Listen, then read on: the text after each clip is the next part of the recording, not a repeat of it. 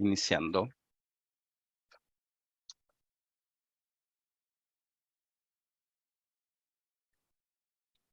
Ahora sí.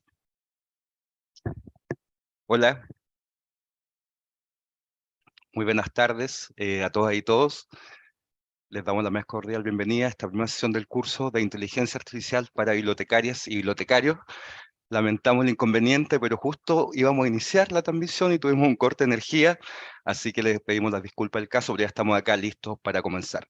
Muy felices por la gran convocatoria que tuvo el curso. Veíamos por ahí, conversamos con Santiago, teníamos gente de Argentina, de Estados Unidos, Puerto Rico, Costa Rica, Perú, Colombia, Cuba, gente de Bolivia también, así que muy agradecidos porque finalmente accedieron a esta convocatoria. Para nosotros es muy significativo este espacio, porque, y lo hemos también conversado con Santiago en este tiempo, ¿cierto? Conversar inteligencia artificial es un gran reto, implica también quizás por ahí algunos prejuicios que existen. Entonces ya justamente este espacio de este curso y de esta sesión es conversar sobre eso, que ustedes puedan participar también activamente a través del chat de la biblioteca. Y como les comentaba, esta sesión es la primera de 4 sesiones que son todos los días martes, 5:30 de la tarde en Chile, ¿cierto? Ahí les recomendaba en el correo revisar la hora de los diferentes países. Y la metodología es una sesión compartida, Santiago y quien les habla. Mi nombre es Cristian, soy coordinador de innovación y tecnología en la Biblioteca de Santiago, y ambos seremos los facilitadores y estaremos en todas las sesiones. Algunas sesiones, como la de hoy día, será dirigida por Santiago y en otras yo también participaré. Y hoy, como dirige Santiago la sesión, yo estaré en el chat ahí también aclarando dudas y conversando con ustedes. Ya que está un poquito atrasado, partimos de inmediato. Les presento a mi gran amigo, gran colega, especialista en transformación digital, Santiago Villegas Ceballos de Colombia. Bienvenido, Santiago. Muchas gracias, Cris. Y bueno, íbamos al principio de la sesión a poner un segundo a ChatGPT a que interactuara con ustedes, pero la ley de Murphy, lo que dijo Cristian, se fue la luz en la Biblioteca de Santiago, que es desde donde deben lanzar el en vivo. Yo estoy en Colombia, pero yo no puedo lanzar el en vivo, así que por eso estaba un poco interactuando con ustedes desde el chat. Así que bueno, arranquemos con toda. Y recuerden que pueden compartir el enlace. Nosotros enviamos un formulario de inscripción para tener los datos de quienes se inscribieron rápidamente, pero igual pueden enviar el enlace y compartirlo con otros colegas que quieran conectarse ahora a través de este YouTube. Así que arranquemos, vamos a tener una presentación vamos a tener presentaciones durante todos, por supuesto, las sesiones de trabajo. Quienes me conocen de otras talleres y otras capacitaciones que suele ser parte de mi trabajo en transformación de bibliotecas, el formar bibliotecarios, el formar comunidades, el integrar el proceso de aprendizaje dentro de estos proyectos de transformación, saben que en mis presentaciones siempre hay enlaces, lo que yo llamo huevos de Pascua, y es que hay enlaces ocultos para profundizar el conocimiento. Así que es posible que hoy simplemente rastreemos o rasquemos la primera parte de la superficie de lo que es inteligencia artificial, pero ustedes van a poder desde la presentación profundizar mucho más y van a poder, por supuesto, conectarse con nosotros a través de redes sociales para que sigamos conversando y aprendiendo juntos, que esa es la premisa nuestra, aprender juntos, ¿vale?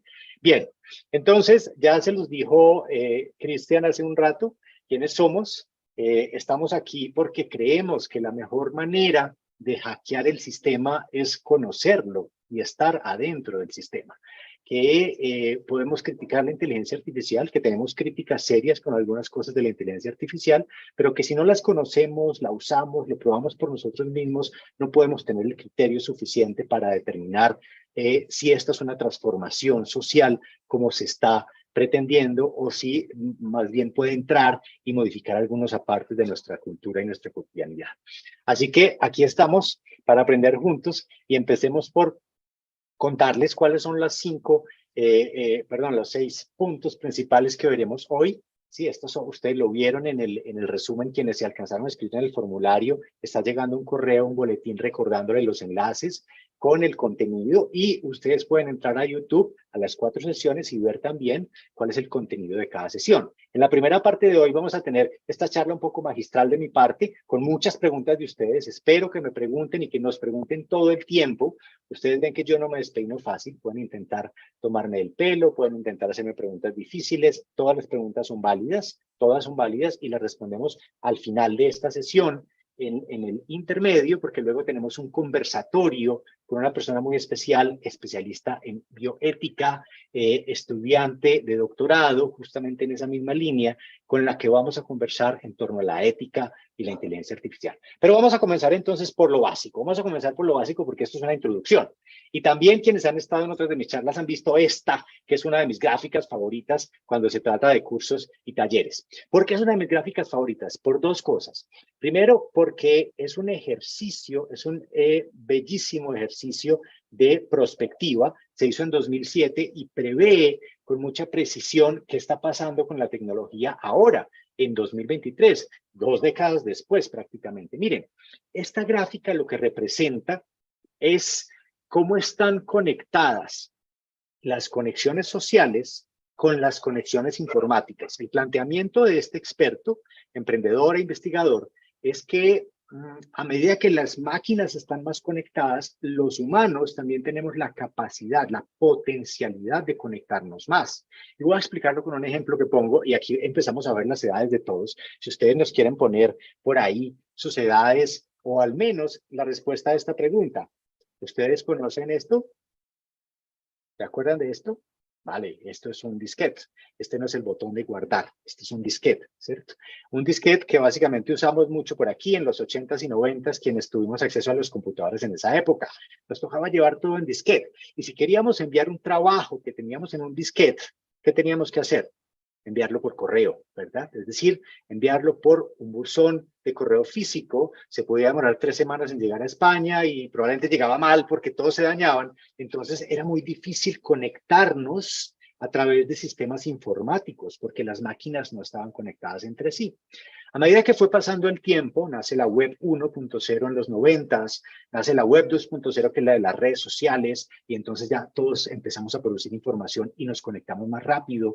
Y hoy en día estamos en la web 3, en la web semántica, la web que no solamente está más conectada, que hoy podemos hacer en tiempo real, como hicimos Cristian y yo, un documento en simultánea, estando en Chile y en Colombia, o estando en Japón y en Colombia, trabajar en simultánea el mismo documento, es decir, tenemos la capacidad de conectarnos en tiempo real, sino que también las máquinas nos entienden a través del lenguaje natural. Y eso es lo que se llama la web semántica, por eso se llama semántica, tiene que ver con el significado, ¿no? Y es que hasta hace poco, y también voy a ver qué tan de mi generación son ustedes, hasta hace poco teníamos que buscar en Google con operadores lógicos, ¿recuerdan? El signo más, el signo menos, las comillas, ¿cierto? Todo esto para que la búsqueda fuera efectiva. Hoy en día podemos hacerle preguntas a un asistente de voz. Podemos abrir el asistente de voz y preguntarle cosas como, ¿quién es Donald Trump? Empresario, personalidad televisiva y político. Así que me está respondiendo. Él entiende, o ella, porque no sabemos cuál género darle a la inteligencia artificial. La voz es femenina en el caso del asistente de Google. Así que diré, ella me responde en voz alta a una pregunta que hice en lenguaje natural. Eso es posible gracias a que las máquinas hoy nos entienden. Es la semántica, ¿no? Y de eso vamos a hablar y así es como se conecta con la inteligencia artificial. Así que continuemos ya, pasemos al tema porque en esta, miren, al hacer clic en esta primera diapositiva ven ustedes que ustedes pueden ir a ver el artículo que habla de la semántica, de la web semántica, de lo que significa, y ahí empiezan a ver cómo en mi presentación, reitero, siempre van a encontrar enlaces. Bien, entonces volvamos al tema. ¿Qué pasa si yo pregunto en este contexto qué es la inteligencia artificial? Y resulta que una de las citas más usadas hoy en día en inteligencia artificial y definición de inteligencia artificial es esta. Básicamente es una rama de la informática que se centra en la creación de máquinas y sistemas capaces de realizar tareas que por lo general requieren inteligencia humana. Esto significa que inteligencia artificial puede ser cualquier cosa, ¿cierto? Básicamente.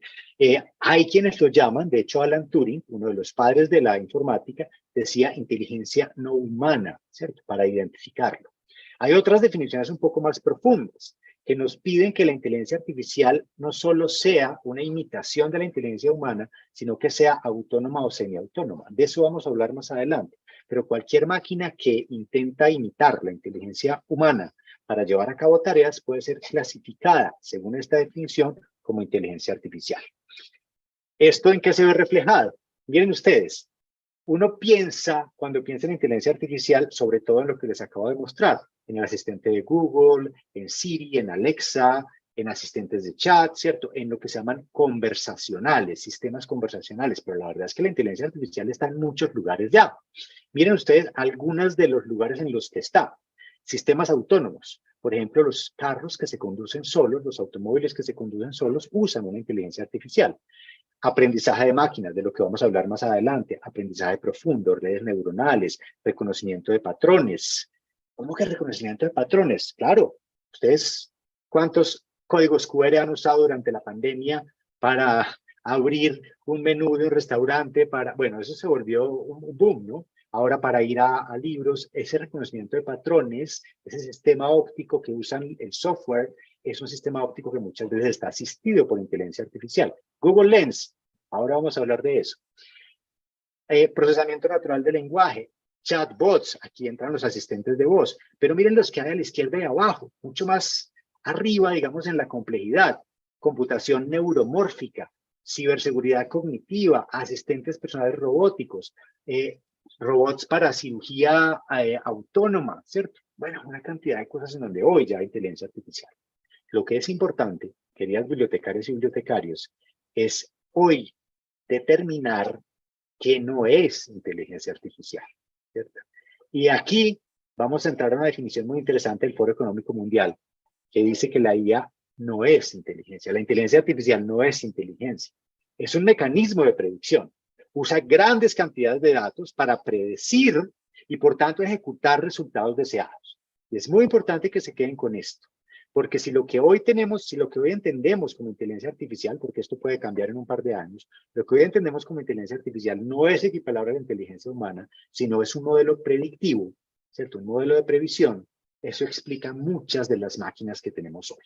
Bien, entonces, para hablar de las máquinas que tenemos hoy, ahora sí empecemos a entrar en algunas de las disciplinas que están relacionadas con la inteligencia artificial.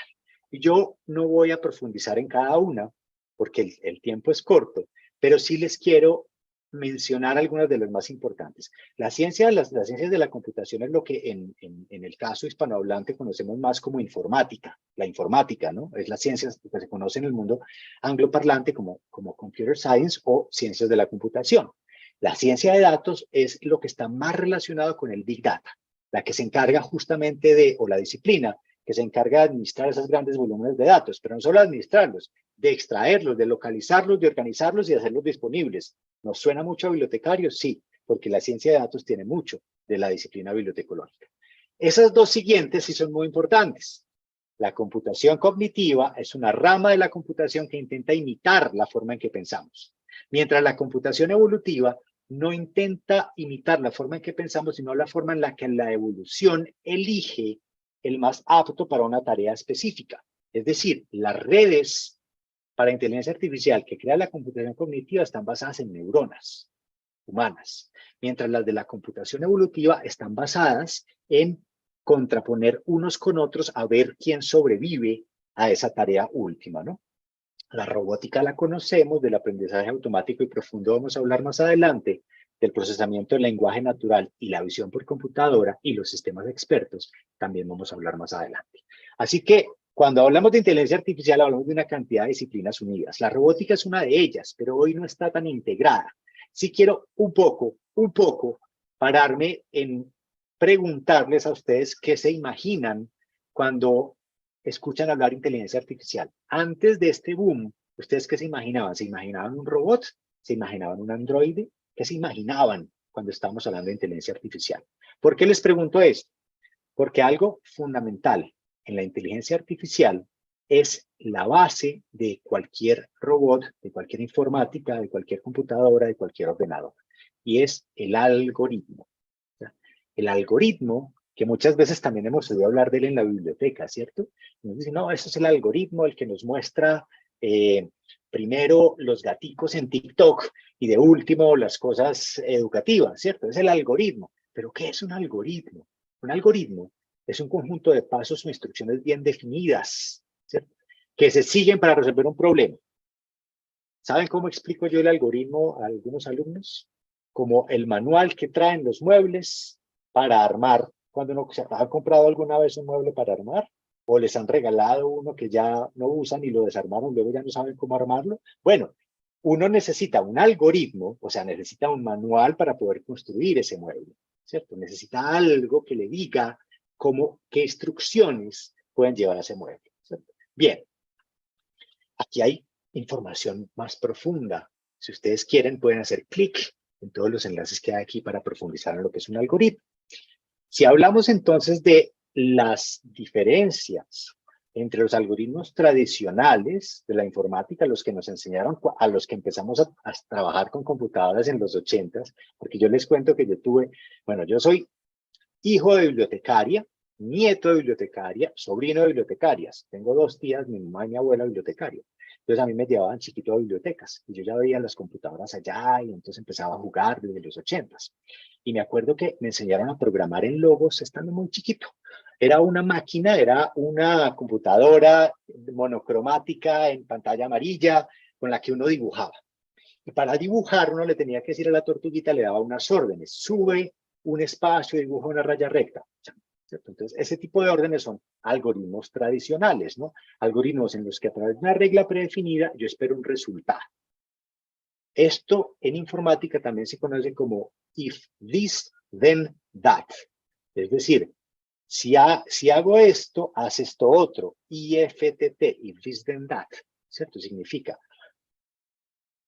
Primera pregunta relacionada con inteligencia artificial. ¿Ustedes han sufrido los chatbots de los bancos o de las aerolíneas o de las empresas de energía en las que uno todo el tiempo está luchando porque le responda a una persona y no a una máquina, que uno empieza a preguntar y la máquina no le entiende?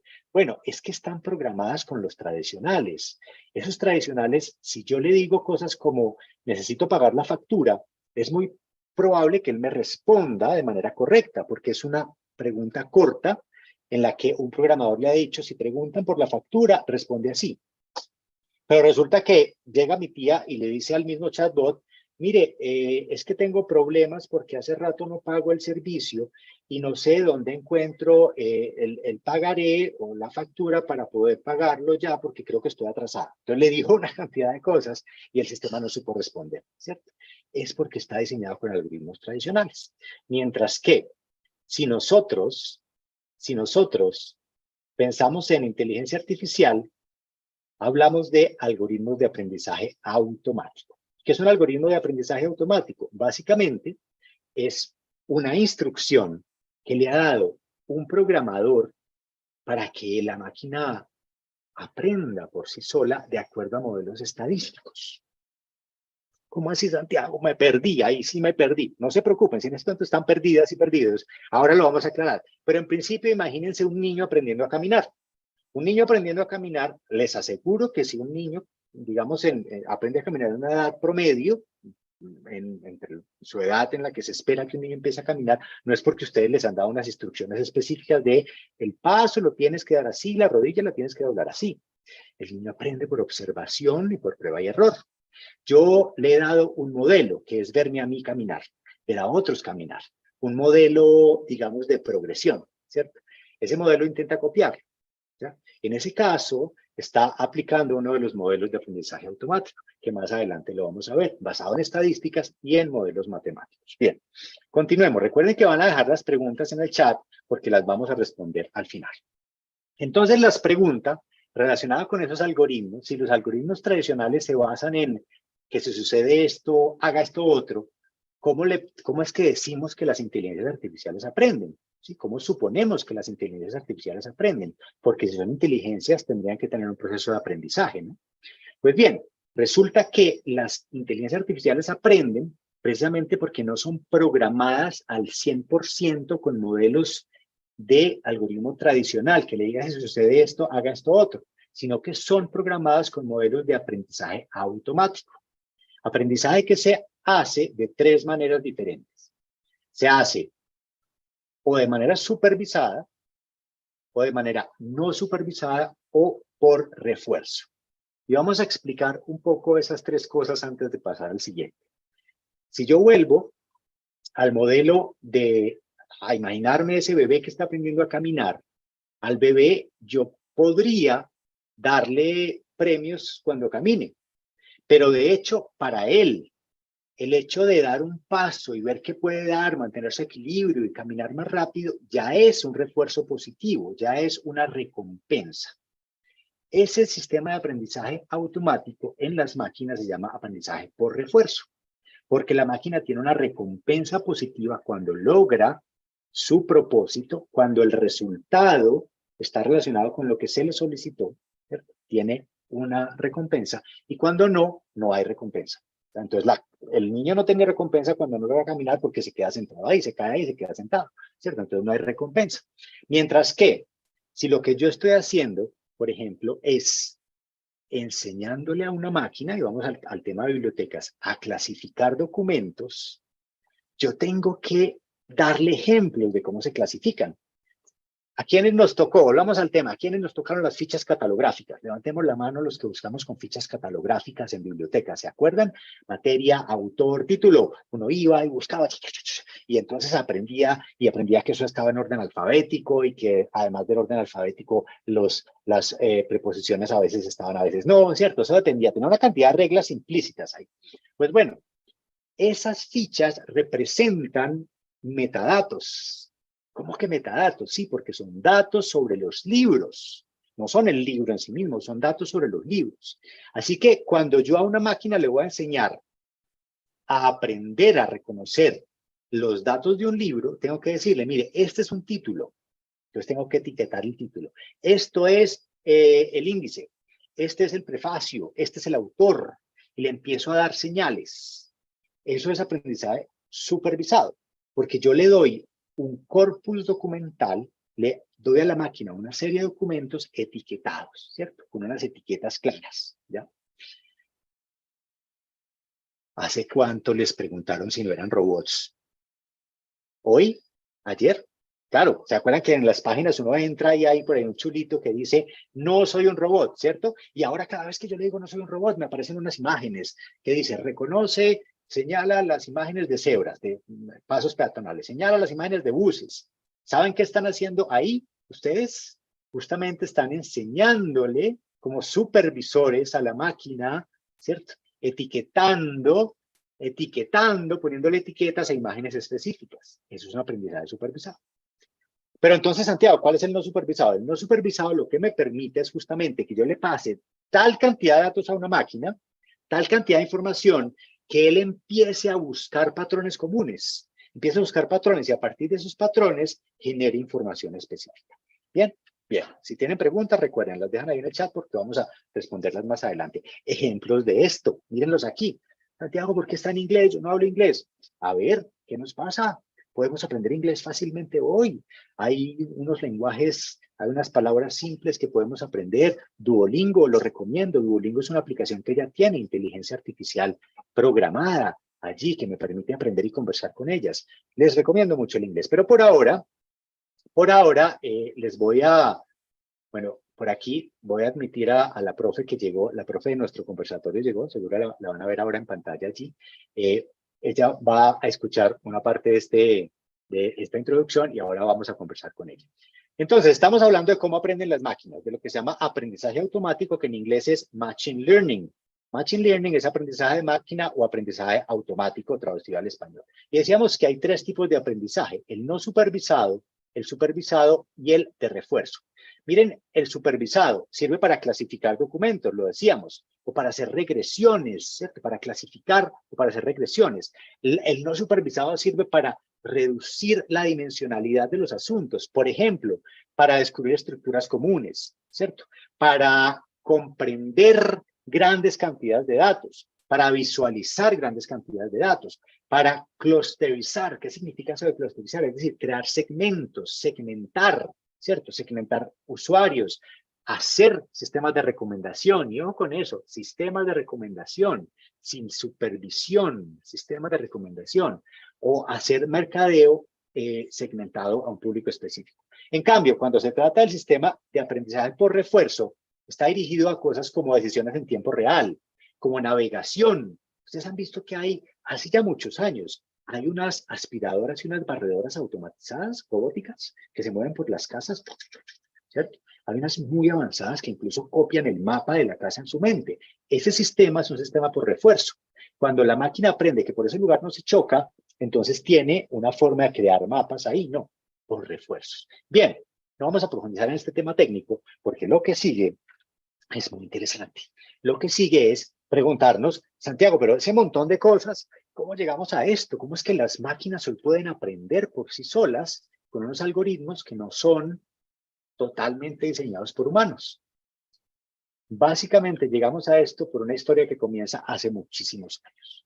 Y cuando digo muchísimos años, empieza en el siglo XVII. En el siglo XVII se crea Pascal, ¿cierto? Crea la primera calculadora mecánica, ¿no? Pero para no detenerme en todos los pasos, voy simplemente a mencionar un par. Alan Turing, quien es considerado el padre de la inteligencia artificial, en 1950 introduce un test para determinar si una máquina podía ser inteligente o no, ¿cierto? Es lo que se llama el test de Turing.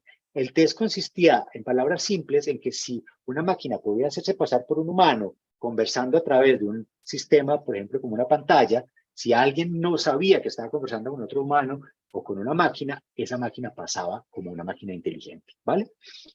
Otros puntos que seguramente todos recordamos. En 2000, a finales de los 90, Deep Blue, un computador de IBM, le gana a Garry Kasparov en ajedrez. De eso nos acordamos un montón, ¿no? Y es la primera y es un hito. Pero luego de ese hay otros hitos, ¿ya? Que, por ejemplo, hace apenas muy poco logramos en 2016 que un computador le ganara a una persona en un juego muy complicado que se llama Go, ¿no? Que es un juego que tiene bastantes variables, ¿verdad? Hace muy poquito.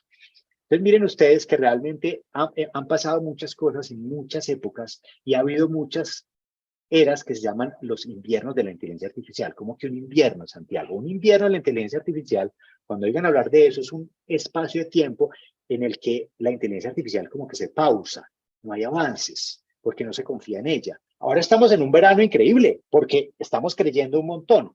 Y hay quienes dicen que es porque va a llegar otro verano, vamos a llegar a un avance y se va a pausar porque no tenemos las tecnologías necesarias. Pero vamos a verlo. A mí me gusta mucho otro hito de la inteligencia artificial que yo siempre resalto, que no aparece casi nunca en los hitos formales de la inteligencia, es este. Levanten la mano los que conocen a Isaac Asimov. Levanten la mano los que han leído a Asimov. Asimov es para mí uno de los autores favoritos de ciencia ficción.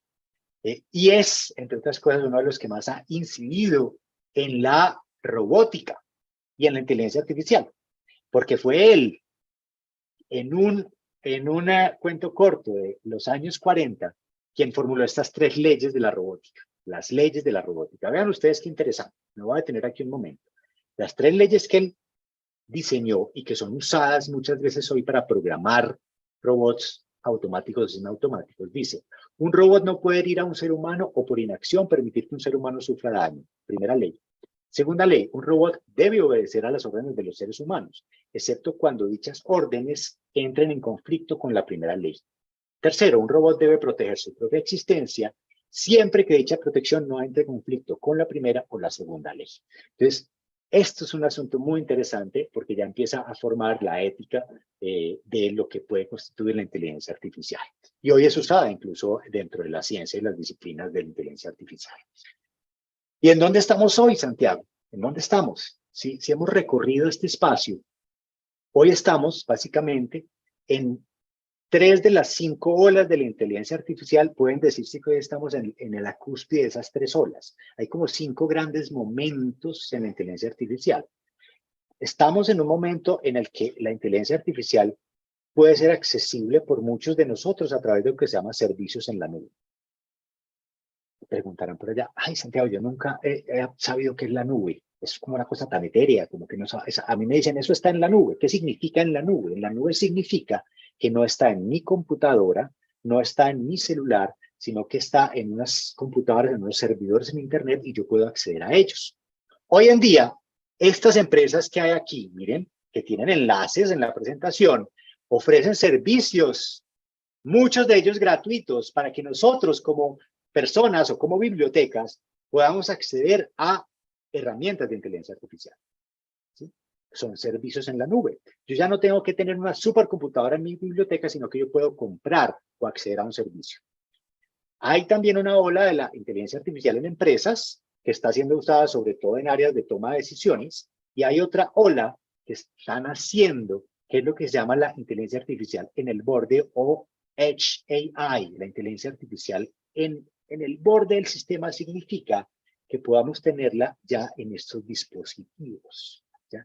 Que no necesitemos grandes máquinas, y esa es la que está creciendo más hoy en día. Pero estas son olas, ¿cierto? Y las olas son el resultado de una cantidad de empresas. Les quiero mostrar, perdónenme amigos, voy a tomar un poquito de café, de tinto, lo que llamamos en Colombia. Esta es nuestra bebida favorita. Mientras tanto, ustedes pueden dejar las preguntas ahí. Y les quiero mostrar un panorama. Aquí recuerden que ustedes tienen esta presentación ya disponible en línea, ya la pueden consultar en casi todas las diapositivas tienen enlaces para profundizar.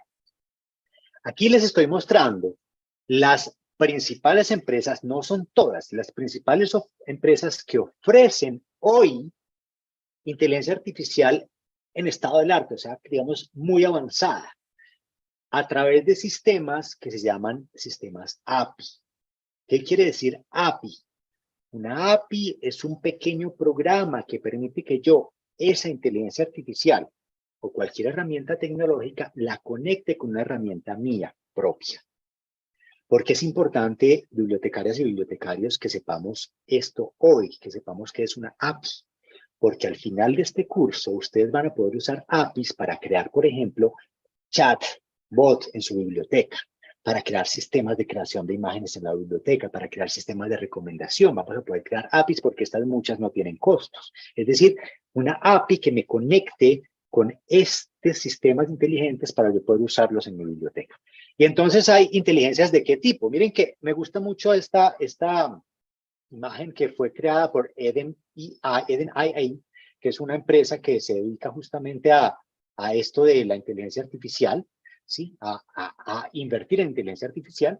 Y esta empresa se ha dedicado a clasificar o categorizar, ¿sí? Categorizar las empresas que hoy ponen a disposición de nosotros API para poder conectarnos con sus inteligencias artificiales. Hay inteligencias artificiales dedicadas a la visión computarizada, miren, estas que hay arriba, otras dedicadas al habla, speech, ¿cierto? Que se dedican a pasar del habla a texto, son estas, o del texto al habla, estas otras. Dedicadas a la traducción, todas estas que hay aquí. Dedicadas al texto y a la clasificación de textos. Dedicadas a la organización de documentos. Ay, bibliotecarios, empezamos a ver cosas parecidas. Y por último, generativas. Si yo amplío un poco este panorama, miren a lo que llegamos. No sé si, creo que aquí escucho, no. Escucho algo en el chat, escucho una notificación, pero no sé si seas tú, Cris, hablando. Vamos a ver. Voy a continuar y les quiero mostrar que si ustedes creían que eran muchas empresas, no se preocupen que hay más. En este gráfico que también van a poder acceder, miren que si yo le hago clic, en un momento le voy a hacer clic a este gráfico. Voy a subir esto para que se vea mejor. Este gráfico tiene un panorama mucho más amplio de lo que se llama math. Math en español es locura. Y es que ver esto es como una locura, ¿no? Pero realmente math es la sigla de Machine Learning, o sea, aprendizaje automático, inteligencia artificial, ¿cierto? Y datos. En esta imagen, ustedes van a poder ver categorizada cada empresa, pero lo más bonito, y la puse aquí, no para que ustedes se impresionen porque hay más de 1400, sino para que le hagan clic. Porque si le hacen clic, y le voy a hacer clic, ustedes van a poder ver, miren, este mismo gráfico en enlaces, en modo interactivo. Y si yo voy a ver, por ejemplo, aquí estoy en el área de infraestructura, que no nos interesa tanto, pero si yo voy a ir a ver aquí aplicaciones, ¿cierto? Aplicaciones, por ejemplo, aplicaciones empresariales, que puede que nos interese a algunos, aplicaciones horizontales, aplicaciones de la industria, y empiezo a ver aquí más abajo, datos, empiezo a ver inteligencia para localización, empiezo a ver inteligencia financiera, empiezo a ver infraestructura en abierto, puede que yo aquí descubra para la biblioteca, ¿cierto? Descubra para la biblioteca asuntos que me interesa tener haciendo clic en cualquiera de estas empresas, ¿cierto? No se preocupen que hoy estamos rascando la superficie porque muchas de estas las vamos a ver en los otros cursos. Voy a volver a la presentación. Si ya están así, estamos bien, ¿cierto? Porque este es el momento en el que puede que se hayan salido algunos para este momento. Si ustedes ya se sienten como esto es demasiado, estamos bien, porque la idea de hoy es que nos genere lo que yo llamo diarrea mental, que nos diga, Dios mío, ¿qué son este montón de cosas, Santiago? Pero ¿cómo lo organizamos? No se preocupen que en eso somos buenos las bibliotecarias y los bibliotecarios. Organicemos este conocimiento, volvamos lo simple, es lo que sigue. ¿Cómo simplificamos esa gran cantidad de cosas que están pasando en inteligencia artificial? La simplificamos de esta manera. La simplificamos reconociendo que la mayor parte de la inteligencia artificial se puede definir dentro de estas tres áreas. Miren, tres áreas muy concretas. Inteligencia artificial para la automatización y toma de decisiones, inteligencia artificial para el reconocimiento del lenguaje o inteligencia artificial para la visión computarizada. Tres áreas muy específicas. Que, entre otras cosas, la automatización y toma de decisiones es la que se conoce como ciencia de datos, lo vimos más atrás, ¿cierto? Ciencia de datos. Y el reconocimiento del lenguaje o la visión computarizada se conocen así tal cual, reconocimiento del lenguaje o procesamiento del lenguaje y visión computarizada. Pero también podríamos decir que son inteligencias artificiales estrechas o débiles, son sinónimos. Inteligencia artificial estrecha, inteligencia artificial débil son sinónimos. Y ambas lo que me quieren decir es que estas inteligencias artificiales están creadas específicamente para eso, para reconocer lenguaje o para reconocer objetos, para reconocer audios o para reconocer imágenes, ¿cierto? Específicamente para eso. ¿Ya? Miren, tres áreas que vamos a tratar en nuestras distintas sesiones de trabajo. Hoy no existe una inteligencia artificial general o fuerte. No existe Skynet. No se preocupen, les pongo esta imagen porque hoy no existe y el ritmo que está la tecnología acelerando, en el marco de 2 o 3 años creemos que no es posible tener una inteligencia artificial general. ¿Qué quiere decir una inteligencia artificial general? Una inteligencia artificial muy parecida a la humana, que sea capaz de responder a cuestiones generales, no solamente a una conversación, a una fotografía, a una imagen, a una automatización de un dato, no, sino que sea general. ¿Por qué es muy difícil tenerla hoy? Y esto es lo más importante en una inteligencia artificial, porque las inteligencias artificiales dependen enormemente del contexto, de los sensores, de lo que pueden ver, de lo que pueden conocer. Así que una inteligencia artificial conversacional depende del lenguaje que conozca. Una inteligencia artificial de la visión depende de las imágenes que conozca. Una inteligencia artificial como la que conduce un automóvil autónomo, un auto que se conduce solo, necesita tener unos láser, unos radares para conocer su contexto y responder a eso, pero no me responde preguntas como un buscador. Para eso no sirve esa inteligencia artificial. Si esa inteligencia artificial es específica, es débil. Si yo quisiera una inteligencia general, necesitaría tener millones de sensores para reconocer los contextos específicos. Hoy no es posible con la computación al nivel que tenemos. Así que creo que estamos más asustados de lo que deberíamos. Dentro de todas esas inteligencias, para seguir simplificando el asunto, queridas amigas y amigos bibliotecarios, hay unas muy especiales que son las que están de moda que se llaman generativas. ¿Por qué se llaman generativas, Santiago? Se llaman generativas porque generan algo, porque crean algo. ¿Ya? La GPT, la G del GPT, del chat GPT o del GPT-3, es la G de generativa, porque lo que genera es texto o imágenes. ¿Sí? Y es que miren ustedes, hemos recogido aquí las más significativas de las generativas hoy. Estas son mucho menos que las 1400, pero también pueden hacerle clic en ellas. Para texto, miren las que hay para texto. Les voy a pedir que en particular, miren estas que hay aquí. Hay una que dice you.com es de las que más me gusta a mí. Es un buscador inteligente. ¿Ya? You.com, ahí está. Pequeñito, pero muy inteligente. De marketing, asistentes inteligentes, de ventas, de soporte y otras. En video, a esa primera que se llama Runway. Permite que ustedes creen un video a partir de una frase. Imagínense el nivel en el que estamos. Pero además, las más famosas hoy son las de imágenes. Estas que hay aquí a la izquierda. Como Midjourney, que la vamos a aprender a usar en este curso. O como DALL-E, que también la vamos a aprender a usar en este curso. Que son generativas de imágenes, ¿cierto? Entonces, hoy ya también puedo crear voces. ¿Ustedes vieron a Nadezhda Krupskaya y a Hipatia de Alejandría? Pues las voces de ellas las generamos con un sistema de síntesis de voz.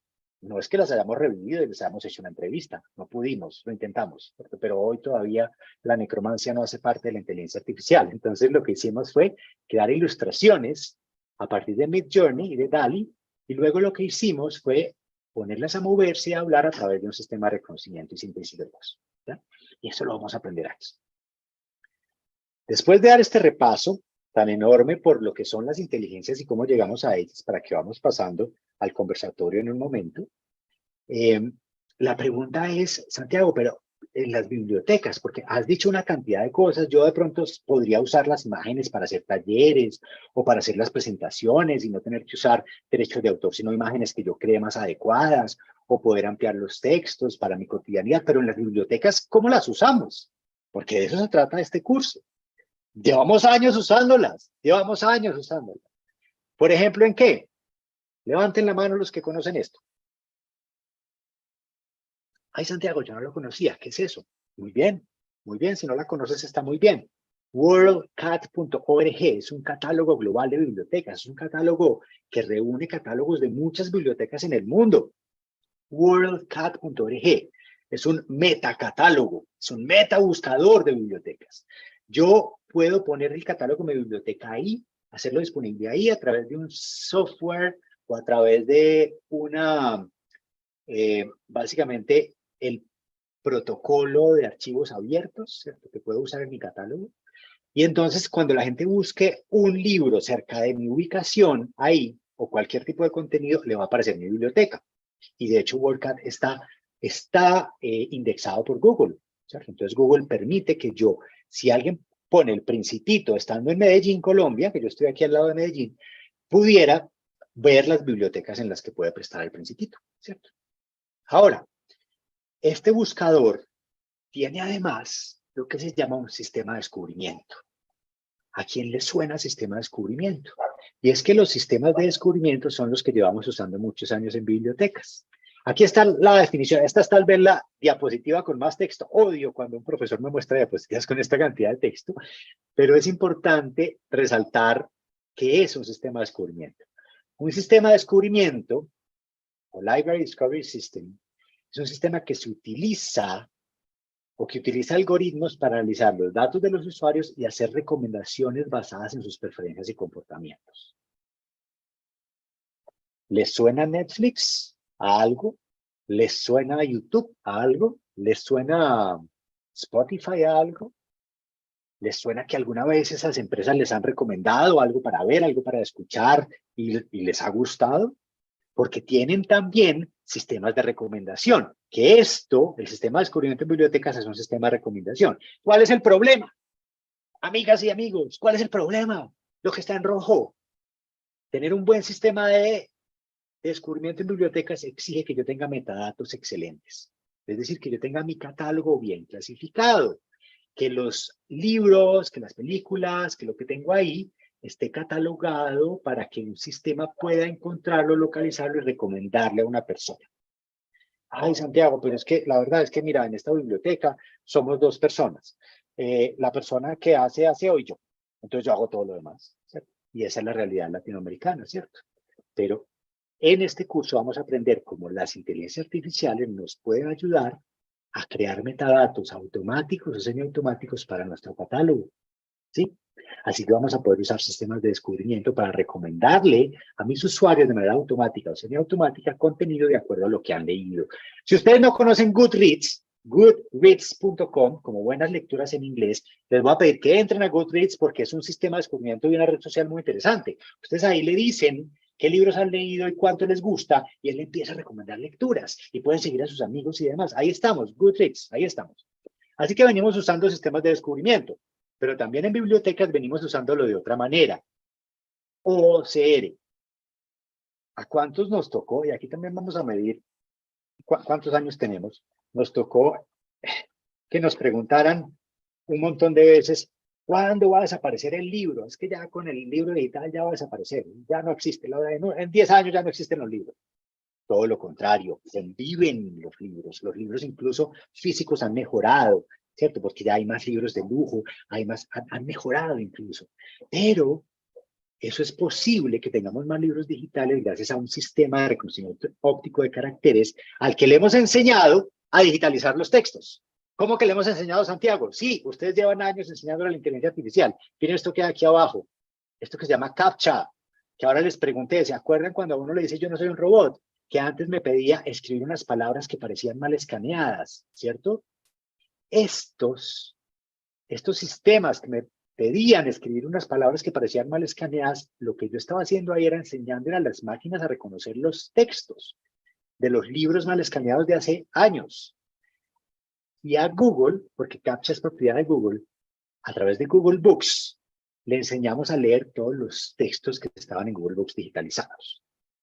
Porque si ustedes no conocen Google Books y si no han usado Google Books para buscar texto dentro de los libros, empiezan a usarlo. Es una manera muy interesante de buscar textos dentro de los libros. Es más, hay una herramienta de inteligencia artificial de Google que tiene ya casi 5 años que se llama Talk to Books, o sea, háblale a los libros, que permite hacerle preguntas a los libros. Talk to Books. Búsquenlo y verán.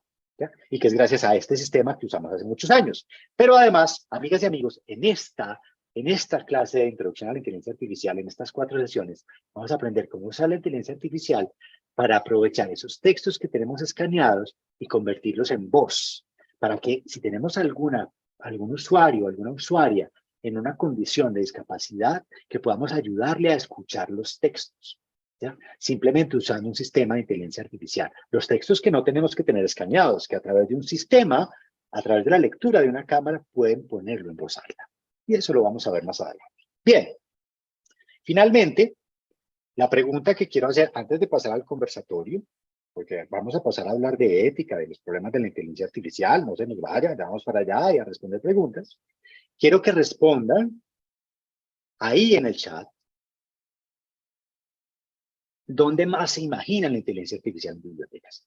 Porque es importante, y aquí voy a hacer un paréntesis, amigo Cristian, creo que nos saltamos esto al principio, pero lo voy a decir aquí porque era parte de lo que teníamos en el libreto. A quienes se inscribieron en el formulario, les contamos que estas clases se van a convertir en un libro. No en un libro pagado, no en un libro que van a tener que comprar, no se preocupen, en un libro abierto, gratuito para todos, en un libro que va a explicar a mayor profundidad cómo usar la inteligencia artificial en bibliotecas, porque nos encantan los libros. Pero ese libro va a ser construido también con ustedes. Entonces, esas preguntas que ustedes pongan ahí, esas ayudas que nos den, esos enlaces que nos pongan para saber más, esos casos que nos cuenten de bibliotecas en donde ya están usando inteligencia artificial, los vamos a poner. Y si ustedes quieren que sus nombres aparezcan como colaboradores en ese libro, pues parte del asunto y del formulario que hicimos es justamente ese, porque nos pueden enviar sus colaboraciones y podemos ponerlos, por supuesto, como parte de esta sesión de trabajo allí. La idea es que ese libro es para todos. Ese libro es para todos y para todas y para que aprendamos juntos. Bien, y eso es muy importante. Por eso queremos saber en este instante dónde más se imagina la inteligencia artificial en bibliotecas. Y mientras ustedes se la imaginan, yo les quiero contar que la inteligencia artificial tampoco es que sea la salvadora de la humanidad, pero tampoco es Skynet, tampoco es Terminator, ¿cierto? Solo que sí tiene algunos demonios. Y por eso esta imagen la creamos con Midjourney, es una imagen en donde se ve a la inteligencia artificial muy preocupada con sus demonios internos, ¿no? O sea, le dijimos a Midjourney, crea una imagen de una inteligencia artificial preocupada por sus demonios internos, ¿no? Y entonces, ¿cuáles son esos demonios? ¿Cuáles son esas dificultades de la inteligencia artificial hoy? El principal problema que tienen las inteligencias artificiales, en particular las conversacionales, es decir, las que son de texto o de voz, es que alucinan. Imagínense ustedes, sí, se llaman alucinaciones. El nombre técnico es una alucinación de inteligencia artificial. ¿Y qué es una alucinación? Es cuando empiezan a responder de manera muy coherente, porque responden de manera súper coherente, con un texto bonito, con un texto cohesivo, pero dicen mentiras. ¿Ya? Se inventan citas de estudios e investigaciones que no existían, pero que para ellos sustentan su respuesta. ¿Ya? Están alucinando. ¿Ya? Y es que las inteligencias artificiales conversacionales, ojo con esto porque lo sostengo ante cualquier político, parecen políticos, parecen politiqueros o politiqueras, ¿sí? Porque son muy buenas inventando datos que muchas veces no son reales, y ahí es donde entramos los bibliotecarios y bibliotecarias, ¿cierto? A entender cuándo son alucinaciones y cuándo no, ¿ya? Porque es muy distinto el chat GPT, que es una herramienta conversacional limitada, a you.com, que es un buscador abierto. Son diferentes aproximaciones, ¿ya? Pero ambas alucinan. Entonces hay que aprender a ver cómo superar esas alucinaciones. Otro gran problema es lo que se conoce como el tecnosolucionismo, es decir, creer que la tecnología, en este caso la inteligencia artificial, nos va a solucionar todo. Entonces, que como nos va a solucionar todo, van a surgir otros problemas, ¿cierto? No es una solución a todo, es una herramienta, y hay que aprender, como toda herramienta, a usarla para algo que nos ayude en nuestra vida cotidiana. La pérdida de empleo es otro asunto que en este momento está en una discusión grande. Aquí hay un enlace para que ustedes, hay un enlace en la presentación para que ustedes profundicen en el tema, pero aquí hay una cosa muy irónica. ¿Saben qué está diciendo una investigación de Stanford y OpenAI? Está diciendo que los empleos que más susceptibles son de integrar inteligencia artificial son aquellos que exigen más formación. Derecho, ingenierías de alta formación, es decir, que tienen un gran asunto cognitivo.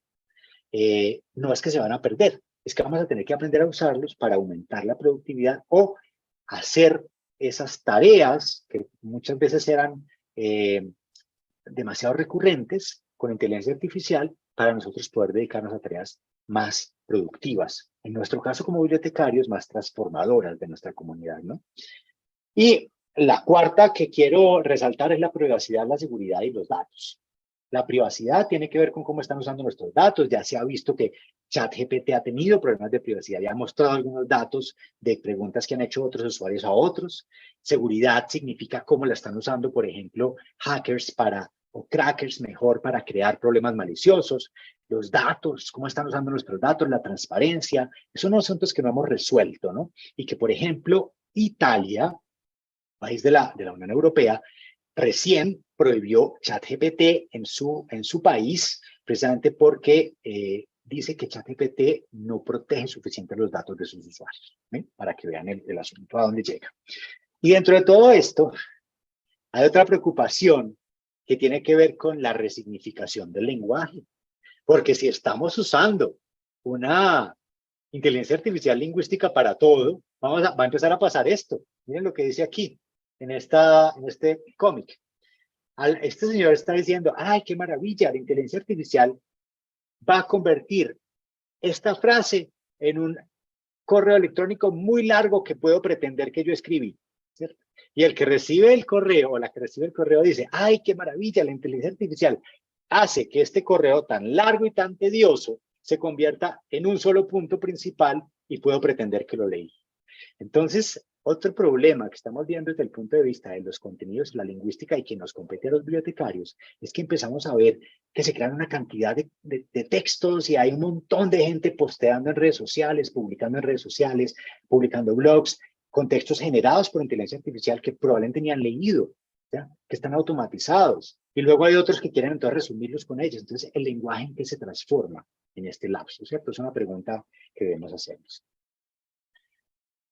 Ahora sí, vamos a pasar a la segunda parte de esta sesión de hoy, a la sesión 2 realmente. Esto lo dividimos en encuentros de 2 horas, pero cada encuentro tiene 2 sesiones de trabajo. ¿Cierto? La primera sesión era esta introducción general. La segunda sesión de hoy a la que los invitamos es y que sigue a continuación es la que tiene que ver con la ética de la inteligencia artificial, la ética de estas herramientas, la transparencia, el sesgo en los datos, el discernimiento entre el bien y el mal, la falta de propósito, el aumento de brechas. Y para eso invitamos hoy a una experta en el tema de bioética, a la profesora, a la maestra y doctoranda Beatriz Eugenia Campillo Vélez, que nos va a acompañar en un momento. Ya de hecho ya está aquí. Gracias, profe, por activar su cámara. Un gusto verla. Voy a permitirme mostrarles lo que ha hecho la profesora, la maestra, que es que su hoja de vida es una de las más extensas que he visto en mucho tiempo, pero además tengo que decir que la conocí en una presentación muy bonita que hicimos sobre metaverso, y ahí me enamoré del discurso, de la ética computacional y demás, y por eso quería invitarla hoy. Ella es hoy docente del Centro de Humanidades de la Universidad Pontificia Bolivariana en áreas de ética y lenguajes sociopolíticos, y es miembro del Grupo de Investigación en Ética y Bioética de la misma institución y del Centro Colombiano de Bioética. Así que es una persona absolutamente adecuada para hablar de este tema, para que le hagamos preguntas, para que conversemos con ella, porque eso se va a tratar esta segunda parte de una conversación. Profe, y de nuevo gracias por estar a tiempo. Le voy a pedir que nos dé 3 minutos para responder algunas preguntas de la sesión y pasamos entonces a la conversación. Vamos a ver qué preguntas tenemos por aquí. Bienvenida, profesora. Santiago, te cuento que en el chat estaba Muchísimas muy gracias. activo, muy activo, muchas preguntas, así que de inmediato las paso a plantear. La primera, de Lipley, dice: Santiago, leí que ahora quieren parar todo sobre la inteligencia artificial porque ya consideran un peligro para la humanidad. Creo que esto es por un artículo que hoy día me parece salió efectivamente, está justamente inteligencia artificial fuerte que señalabas. Sí. Esa es la pregunta de Lipley. Listo. Resulta que, de hecho, hay una buena cantidad de gente, entre ellas Elon Musk, que es uno de los fundadores de OpenAI, una de las empresas, la empresa dueña de ChatGPT, que solicitó una pausa en el desarrollo de inteligencia artificial. Yo creo, como creen muchos que escribimos del tema o que leemos del tema de inteligencia artificial, que esto es como no sé, un saludo al sol, porque es muy difícil decirle a las empresas del mundo entero que hagan una pausa.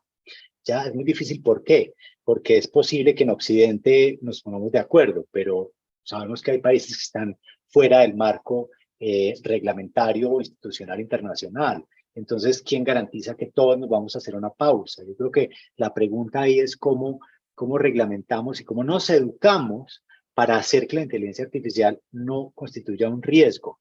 Porque otro muy interesante pensador de la inteligencia artificial, de quien está enlazado una de las presentaciones, una de las diapositivas tiene un enlace a su artículo, decía que el problema no es que la inteligencia artificial nos destruya, porque eso no va a pasar con la inteligencia artificial de hoy en día. No tiene la capacidad de lanzar bombas atómicas, de tomar decisiones de esa, digamos, de catástrofe global, pero sí tiene la capacidad de embrutecernos, para ponerlo, o de idiotizarnos, para ponerlo en palabras claras.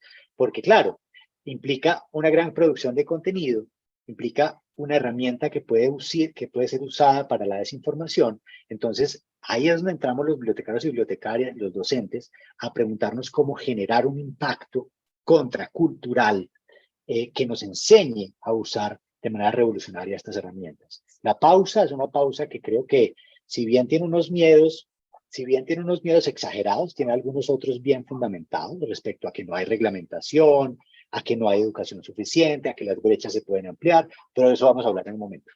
¿Sí? Gracias, Santiago. A propósito de varias consultas que han hecho en el chat, efectivamente todas las sesiones quedan grabadas y la presentación la compartimos al finalizar la sesión de hoy. Así que no se preocupen por eso, que va a estar ahí la información. Una segunda consulta, que esta la puedo responder yo también. Daniel Ampuero consulta si hay bibliotecas que estén utilizando actualmente chatbot en Chile. No sé si tú, Santiago, manejas el tema. No, realmente no tengo conocimiento de Chile.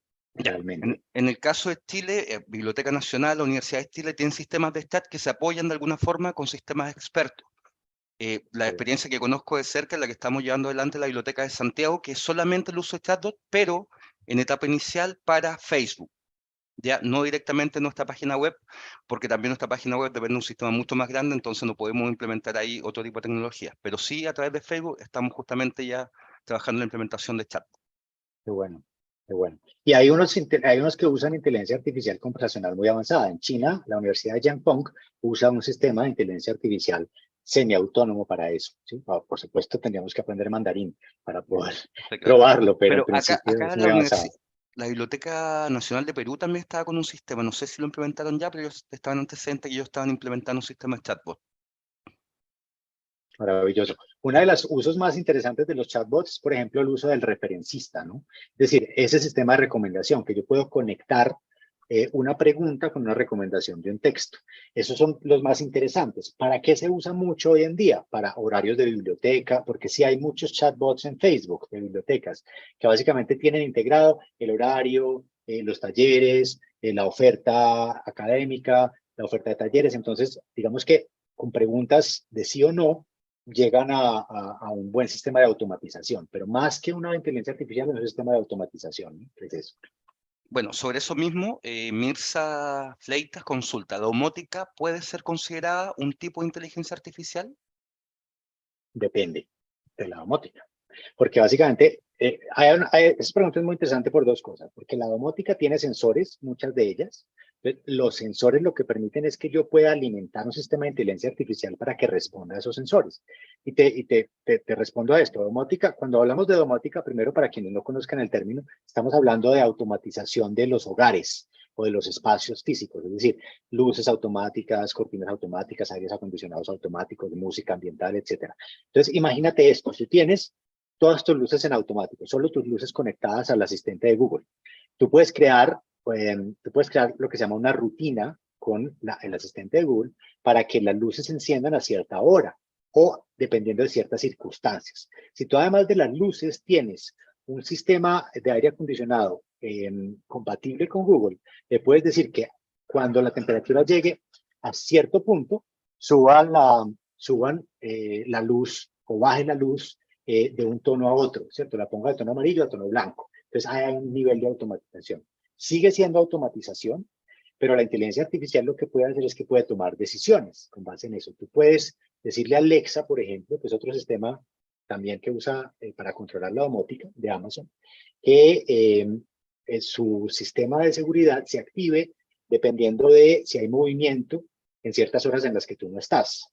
Entonces, cuando tú le das la autorización para que él detecte cuando tú no estás en casa y él ve que hay movimiento en un lugar en el que no debería, empieza a crear una rutina de seguridad que enciende, apaga luces, que busca, por ejemplo, cámaras activadas en cierto momento. Entonces, sí, no, ¿cierto? Depende de cómo tú lo configures. Gracias, Santiago. Una consulta de Rosa Monfasani, y acá podríamos aprovechar de invitar Un también a abrazo. Beatriz, que nos acompaña. Consulta, ¿cómo juega la inteligencia artificial con los derechos autorales? ¿No puede producir cambios en la información? Además puede haber desinformación y fake news. De eso vamos a hablar ahora. Yo creo que no nos adelantemos, porque Beatriz Exactamente, está ahí perfecto. y de eso vamos a hablar. Les adelantamos. Hay ya juicios en contra de inteligencia artificial, de empresas de inteligencia artificial, precisamente por derechos de autor, ¿cierto? Porque ahora les decíamos, la inteligencia artificial se entrena.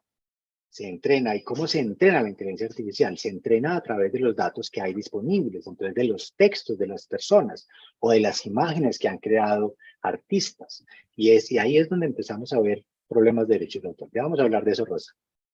Sí, hay un par de consultas que son bastante similares y que se repetían también en la conversación del chat, que tiene que ver, y que lo hemos también conversado previamente, con la preocupación respecto a los puestos laborales. Existe esa Claro. preocupación efectivamente, cómo la inteligencia artificial puede de alguna forma quitarnos, entre comillas, ciertos puestos laborales.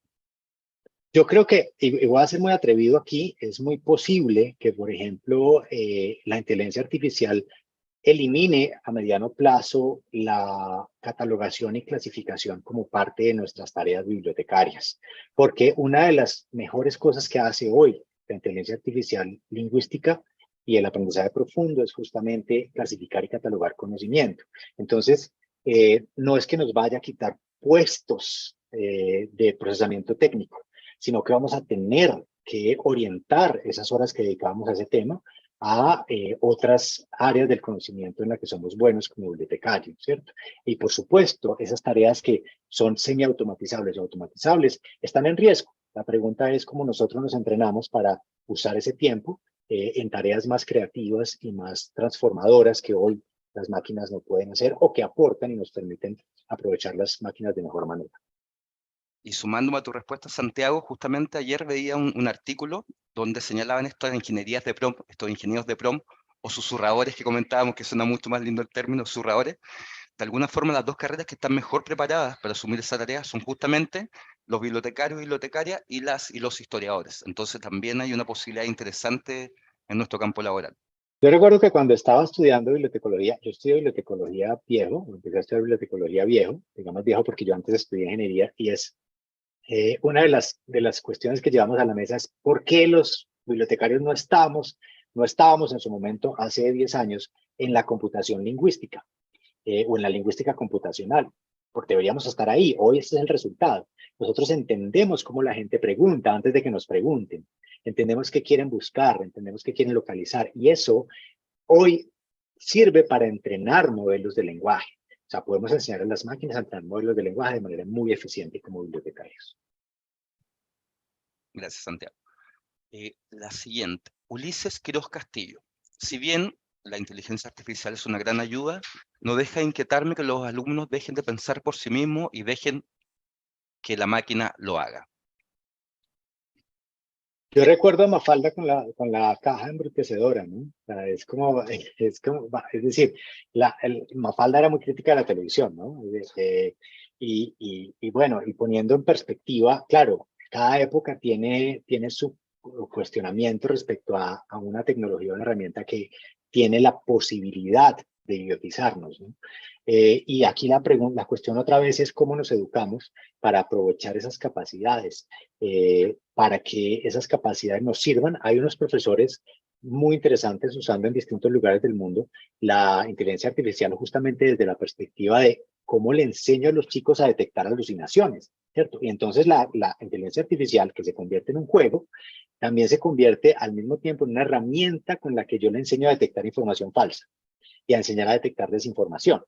Entonces, empiezo a construir habilidades que no están en el currículo, pero que resultan fundamentales para el pensamiento crítico. Entonces, yo creo que sí existe una posibilidad muy alta de que en la mayoría de las ocasiones, si la escuela y nosotros como docentes no nos preparamos para integrar estas herramientas de una manera propositiva, de que eso suceda. O sea, no voy a decir que no, ¿cierto? Y en la mayor parte de los casos probablemente suceda en esta primera etapa. Pero como pasó con la televisión, como pasó con la radio, es muy probable que haya una segunda ola en la que empecemos a ver instituciones y currículos suficientemente estructurados para integrar estas herramientas y para usarlas como mecanismos de educación. Gracias, Santiago. Solo complementando un poco, bueno, yo realizo clases de recuperación de información y obviamente ocupamos herramientas de inteligencia artificial. Y de alguna forma, claro, me cuestionaba al inicio del semestre cómo hacer estas evaluaciones, porque los chicos van a saber dónde ocupar, ¿cierto? Está sin duda, puedes chequear algunas, no siempre están 100% efectivas, pero si escriben todo con inteligencia, también hay herramientas que permiten chequear. Pero más que nada lo que yo pensaba, efectivo, o sea, ¿qué me interesa que los estudiantes sepan hacer, ¿cierto? Sepan enfrentarse a una persona, a una comunidad en un contexto determinado. Y finalmente las evaluaciones tienen que ver con eso. Ellos aprenden teoría, ¿cierto? Pero yo no les pregunto cosas de memoria, porque creo que eso efectivamente no es aprendizaje, sino que ellos apliquen. Y esa aplicación, si bien podrían tomar alguna idea de la inteligencia artificial, tiene que ver con el desarrollo propio de la inteligencia. Entonces creo que también ese es un elemento importante a considerar. Absolutamente de acuerdo. Es que fíjate que, a ver, prohibirlo tiene tan poco sentido como esto que pasó. Y es que en algunas escuelas en Reino Unido lo que hicieron cuando empezó el boom a finales del año pasado es que prohibieron entregar tareas en digital. Entonces eran manuscritas, ¿no? Había que entregar manuscrito. ¿Qué hizo un alumno muy avanzado de último nivel? Modificó su impresora 3D para que cogiera un lápiz y hiciera letra manuscrita. Entonces, siguió usando el chat GPT para descargar su tarea y básicamente usó la impresora 3D. O sea que yo creo que si nos inventamos prohibiciones, se inventarán cosas para que superar esas prohibiciones. Hay que inventarnos esas formas de hackear el sistema y por eso el llamado que hicimos desde el principio es ese, ¿no? Hackear el sistema. Perfecto. Una pregunta muy interesante de Vanessa Hidalgo. Para ¿Podrá que la demos paso a la profe, porque ya sí, y le damos las otras preguntas al final. Exacto. ¿Podría la inteligencia artificial fabricar un patrón similar a la intuición y la empatía propia de los seres humanos? La inteligencia artificial, ¿podemos ir a la intuición artificial y la empatía inconsciente? Esa es una pregunta muy bonita, si me lo permites expresar. Yo siempre he dicho que la única cosa que las máquinas no pueden hacer hoy es generar la empatía que tenemos los bibliotecarios, y por eso uso mucho una ilustración de hace poco más de 10 años de una ilustradora norteamericana que dice que los bibliotecarios somos como motores de búsqueda con corazón, porque eso es lo que nos hace entender la realidad del otro y entregarle resultados de acuerdo a esa realidad. Pero sí, las máquinas pueden simular la empatía. Yo no, digamos que como las máquinas no tienen conciencia, que sepamos, ¿cierto? No podemos decir que tengan empatía, pero sí la pueden simular. De hecho, hay una rama de la computación que se llama la computación emocional, ¿cierto? O la computación emotiva, también puede ser otra traducción. Y está dedicada hace muchos años, no ahora, hace muchos años, a interpretar las señales nuestras para responder de acuerdo con esas señales. Entonces, por ejemplo, cuando los autos de alta gama de hoy en día tienen una cámara interna que da hacia el conductor y que detecta signos, por ejemplo, que pueden ser señales previas a un desmayo, que pueden ser señales de desatención por estar en estado de embriaguez. Entonces, en este caso, el auto está diseñado para frenar o para dar ciertas señales. Esa es una demostración de una cierta empatía porque está tratando de interpretar las emociones. Los chatbots más avanzados, dependiendo de cómo yo escriba y construya las oraciones, pueden responder y decirme como cosas, parece que estás furioso, parece que estás en un estado en el que no te puedo responder, ¿cierto? Entonces empezamos a ver que las máquinas emulan esa empatía, pero yo por ahora creo que no. Hasta que no sepamos que tienen conciencia, seguramente no tendrán empatía, ¿ya? Muchas Profe, gracias, muchas Santiago. gracias por Así que esperar. damos la bienvenida a Beatriz. Muchas gracias por esperar. ¿Cómo estás? Bueno, muchísimas gracias. ¿Ustedes me escuchan ahí bien? Muy bien, Perfectamente. muy bien. Muy bien, Bueno. muy No, pues bien. muy interesante todo esto que ustedes han estado exponiendo. Para mí es un gusto pues compartir este espacio con ustedes, aprender también porque uno de esto aprende absolutamente todos los días. No puede decir uno que está totalmente actualizado. En eso los De seres acuerdo. humanos somos un poquito más lentos en procesar datos, en poder leer noticias. Entonces, bueno, para mí es un placer compartir este ratico con ustedes y han tratado temas que yo creo que son de altísimo calibre, como ese que acaban de mencionar, el asunto de la empatía, porque es que miren, yo agrego una cosita ahí, qué pena en lo que Súper, no, estaba me parece que diciendo ya entremos en la Santiago, conversación.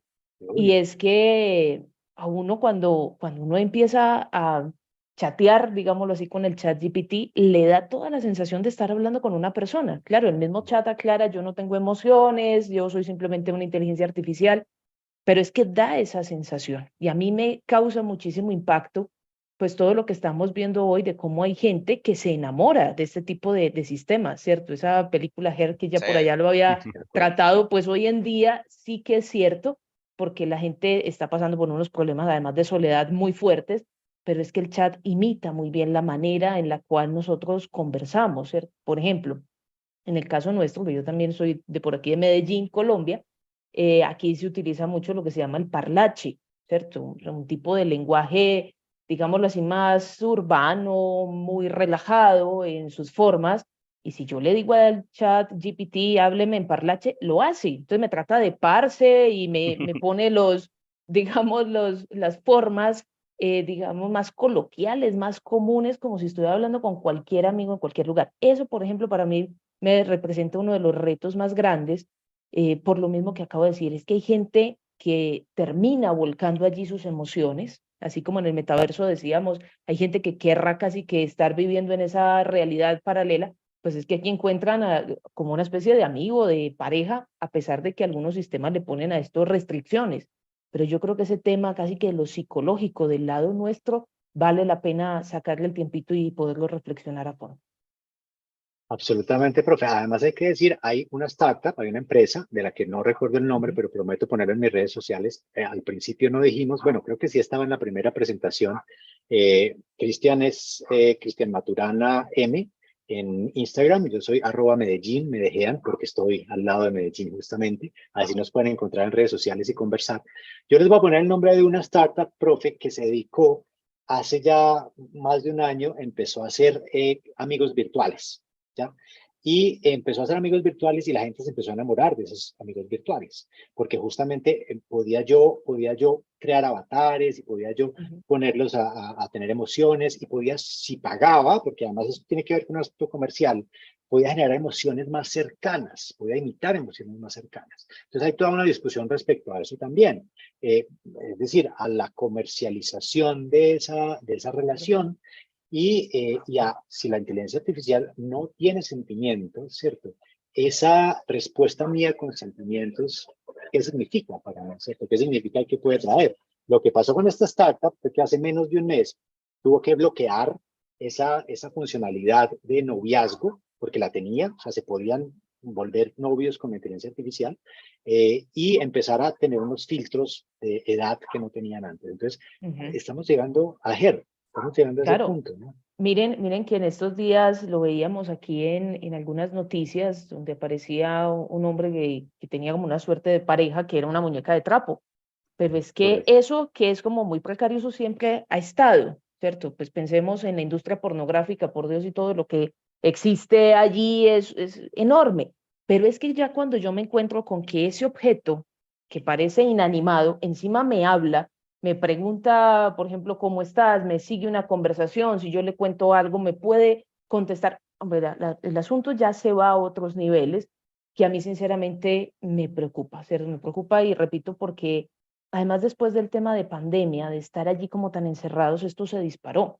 Recuerden ustedes que parte de todo este sistema también que se utilizaba con Sofía, por ejemplo, como androide, pues empezó a decir, bueno, como los seres humanos somos tan contagiosos de virus, entonces reemplacémonos por robots y empecemos a tener ese tipo de interacciones personales con robots. A mí, sinceramente, ese tipo de propuestas me preocupan mucho, especialmente porque eso se nos va a ir mezclando con otro tema que no viene el caso, digamos, profundizarlo, pero sí mencionarlo, que es todo este asunto de los géneros y los múltiples géneros, porque habrá quien diga, no, es que es simplemente una inclinación de esas múltiples posibilidades, el hecho de que yo me enamore ya de un robot, de un androide, de cualquier tipo de estos sistemas, ¿cierto? Entonces, ¿hasta qué punto yo simplemente lo debo plantear como una de esas opciones o cuando efectivamente estoy al frente de un problema psicológico, casi Claro. psiquiátrico, real, que necesita tratamiento y no simplemente la complacencia de una sociedad, que eso es parte de lo que hoy pues también tendríamos que hablar. Y ustedes Conversar. mencionaban ahorita algo, me devuelvo, otro de los temas grandotes que amerita conversarlo a profundidad, eso que ustedes decían ahora de la educación, porque los profesores estamos viviendo una situación sumamente compleja, tensa. Yo recuerdo en estos días una situación que me ocurrió en mi universidad, una clase donde teníamos una evaluación. Yo sí le confieso que mientras procesamos y organizamos muchas cosas, yo preferí que mis estudiantes hicieran un ensayito a la vieja usanza, es decir, en el salón, lápiz, papel, porque me interesa calificarlo a usted y no al ChatGPT, ¿cierto? Entonces hacíamos eso, lo hice con varios grupos, fue incluso curioso porque muchos ya casi que ni recordaban cuándo hacía la última vez que se habían sentado al frente de una hoja en blanco, es retador para estas generaciones volver a tomar el lápiz, volver a hacer esos trazos, que además, valga ahí la cuña, el escribir a mano hace que nuestro cerebro funcione distinto. Y hay un aprendizaje también ahí que no debemos olvidar y hace parte de otras discusiones. Pero bueno, el caso fue que hubo un grupo con el cual no pude aplicar este método y entonces me dijeron, haga el examencito virtual. Les confieso que lo hice, pero con una cosa por allá adentro, porque yo decía, hombre, probablemente este tipo de asuntos no los va a estar resolviendo esta persona, los va a estar resolviendo un chat GPT que me pone además en una cuestión muy compleja. Y es que cuando yo cotejo esto con los software tradicionales, pues no hay manera de que se detecte, de que hay un plagio, porque en realidad lo que está haciendo este chat es crear algo nuevo. O sea, él está aprendiendo de cómo lo han hecho otros y está creando algo nuevo. Que ahí involucro también otra pregunta que ustedes lanzaban ahorita y es el Claro, tema de los derechos de derechos de autor. autor. Claro, Derechos de autor. ¿Será que yo estoy plagiando? Ese es un tema absolutamente gigantesco. Créanme que todavía en las universidades le estamos dando vueltas al asunto, porque total. claro, uno se mueve en el tema de lo prohíbo, no lo prohíbo, pero bueno, si no lo prohíbo, entonces ¿cómo lo manejo? ¿Cierto? ¿Cómo empiezo a sacarle a esto el partido, digamos, bueno, positivo? Pero al mismo tiempo, ¿cómo enamoro a mis estudiantes para que sepan, pues esto, digamos, que en su formación es importante que no deleguen todo a lo que pueda hacer este chat, sino que ellos efectivamente produzcan esas preguntas, analicen las respuestas, por lo que decías ahorita de esas respuestas a veces falsas que aparecen, y el hecho mismo de que se sienten a producir un texto, o sea, la capacidad también que uno desarrolla en el cerebro es enorme, ordenando ideas, poniéndolas, leyendo otros textos, por supuesto, poniendo las cosas digamos, de una forma sintética, haciendo comparaciones, ejemplos, etcétera. Todo lo que involucra el producir texto. Es muy Pero me interesante, profe. detengo, Si me permites discúlpeme, ahí, dale, dale, cuéntame. una cosita pequeñita que quería decirles, es porque ese tema que ustedes trataban ahora de lo que es el asunto de la autoría, de los derechos de autor, es un asunto tan grande, tan enorme sobre propiedad intelectual, que yo hago aquí una pequeña cuña, Santiago, porque me encantaría que en algún momento, si lo es conveniente, pudieran invitar a una persona. Nosotros tenemos una docente en la Universidad Pontificia Bolivariana, que es la doctora María Alejandra Chavarría, que se ha dedicado justamente a ese punto, ¿cierto? Al tema de propiedad intelectual con la inteligencia artificial. Qué bueno. Y hace muy poquitos días estábamos dictando un curso en posgrado sobre, aquí en la Universidad Pontificia Bolivariana, que se llamaba El entendimiento humano y la inteligencia artificial. Estábamos con el padre Guillermo Zuleta, con un ingeniero que es Hernán Toro, también teníamos a esta invitada a la profesora María Alejandra Chavarría, y yo estaba, digamos, más como desde el lado de la parte política. Y cuando yo la escuchaba a ella, eso me abría un campo gigantesco. Y en el fondo nos encontrábamos con algo que no se le atribuía muchas veces el tema de autoría por un asunto que es de ética y que es incluso jurídico. Y es el tema de ese que está haciendo esa creación, ¿es una persona o no es una persona? O sea, mira Claro. que de fondo, esto que parece como preguntas muy en abstracto que uno aborda cuando está estudiando filosofía y en particular ética, como el tema de quién es la persona humana, pues es que tiene implicaciones en múltiples áreas, pero también en esta que tú citas Claro. allí de la autoría, y es bueno, si yo digo que este texto que estamos produciendo tiene un autor, y si yo voy digamos, otorgar derechos de autor, porque de fondo estoy diciendo que estoy hablando de una persona. Claro. Entonces, miren el calado que esto puede tener, la profundidad que nos lleva, porque es que las problemáticas son enormes ya cuando uno se Total. involucra en esa arista, en esa perspectiva. Y ahí tocas, digamos que hay tres cosas muy interesantes. Uno, me acordé de una cuento de ciencia ficción. Hoy no me sé los títulos de nada, o sea, prometo otra vez ponerlo en red, @Medellín, @Medellín. Eh, no me acuerdo de ese, pero me acuerdo de la historia. La historia es que los humanos llegan a un punto en el que no se quieren ver unos a otros y solo se relacionan a través de androides, ¿sí? Y solo se encuentran una vez al año, a mucho disgusto, para conversar sobre cómo va a avanzar la humanidad. Entonces, un poco ahora decías de eso desde el punto de vista de encontrarnos los unos a los otros, también cómo esa mediación de las máquinas la estamos dejando ya hasta para lo emocional. Pero por otro lado, aquí me gustaría explicar cómo funciona el aprendizaje de la inteligencia artificial desde la perspectiva de lo que conocemos como la influencia, ¿cierto? O lo que en términos humanos diríamos inspiración, ¿no?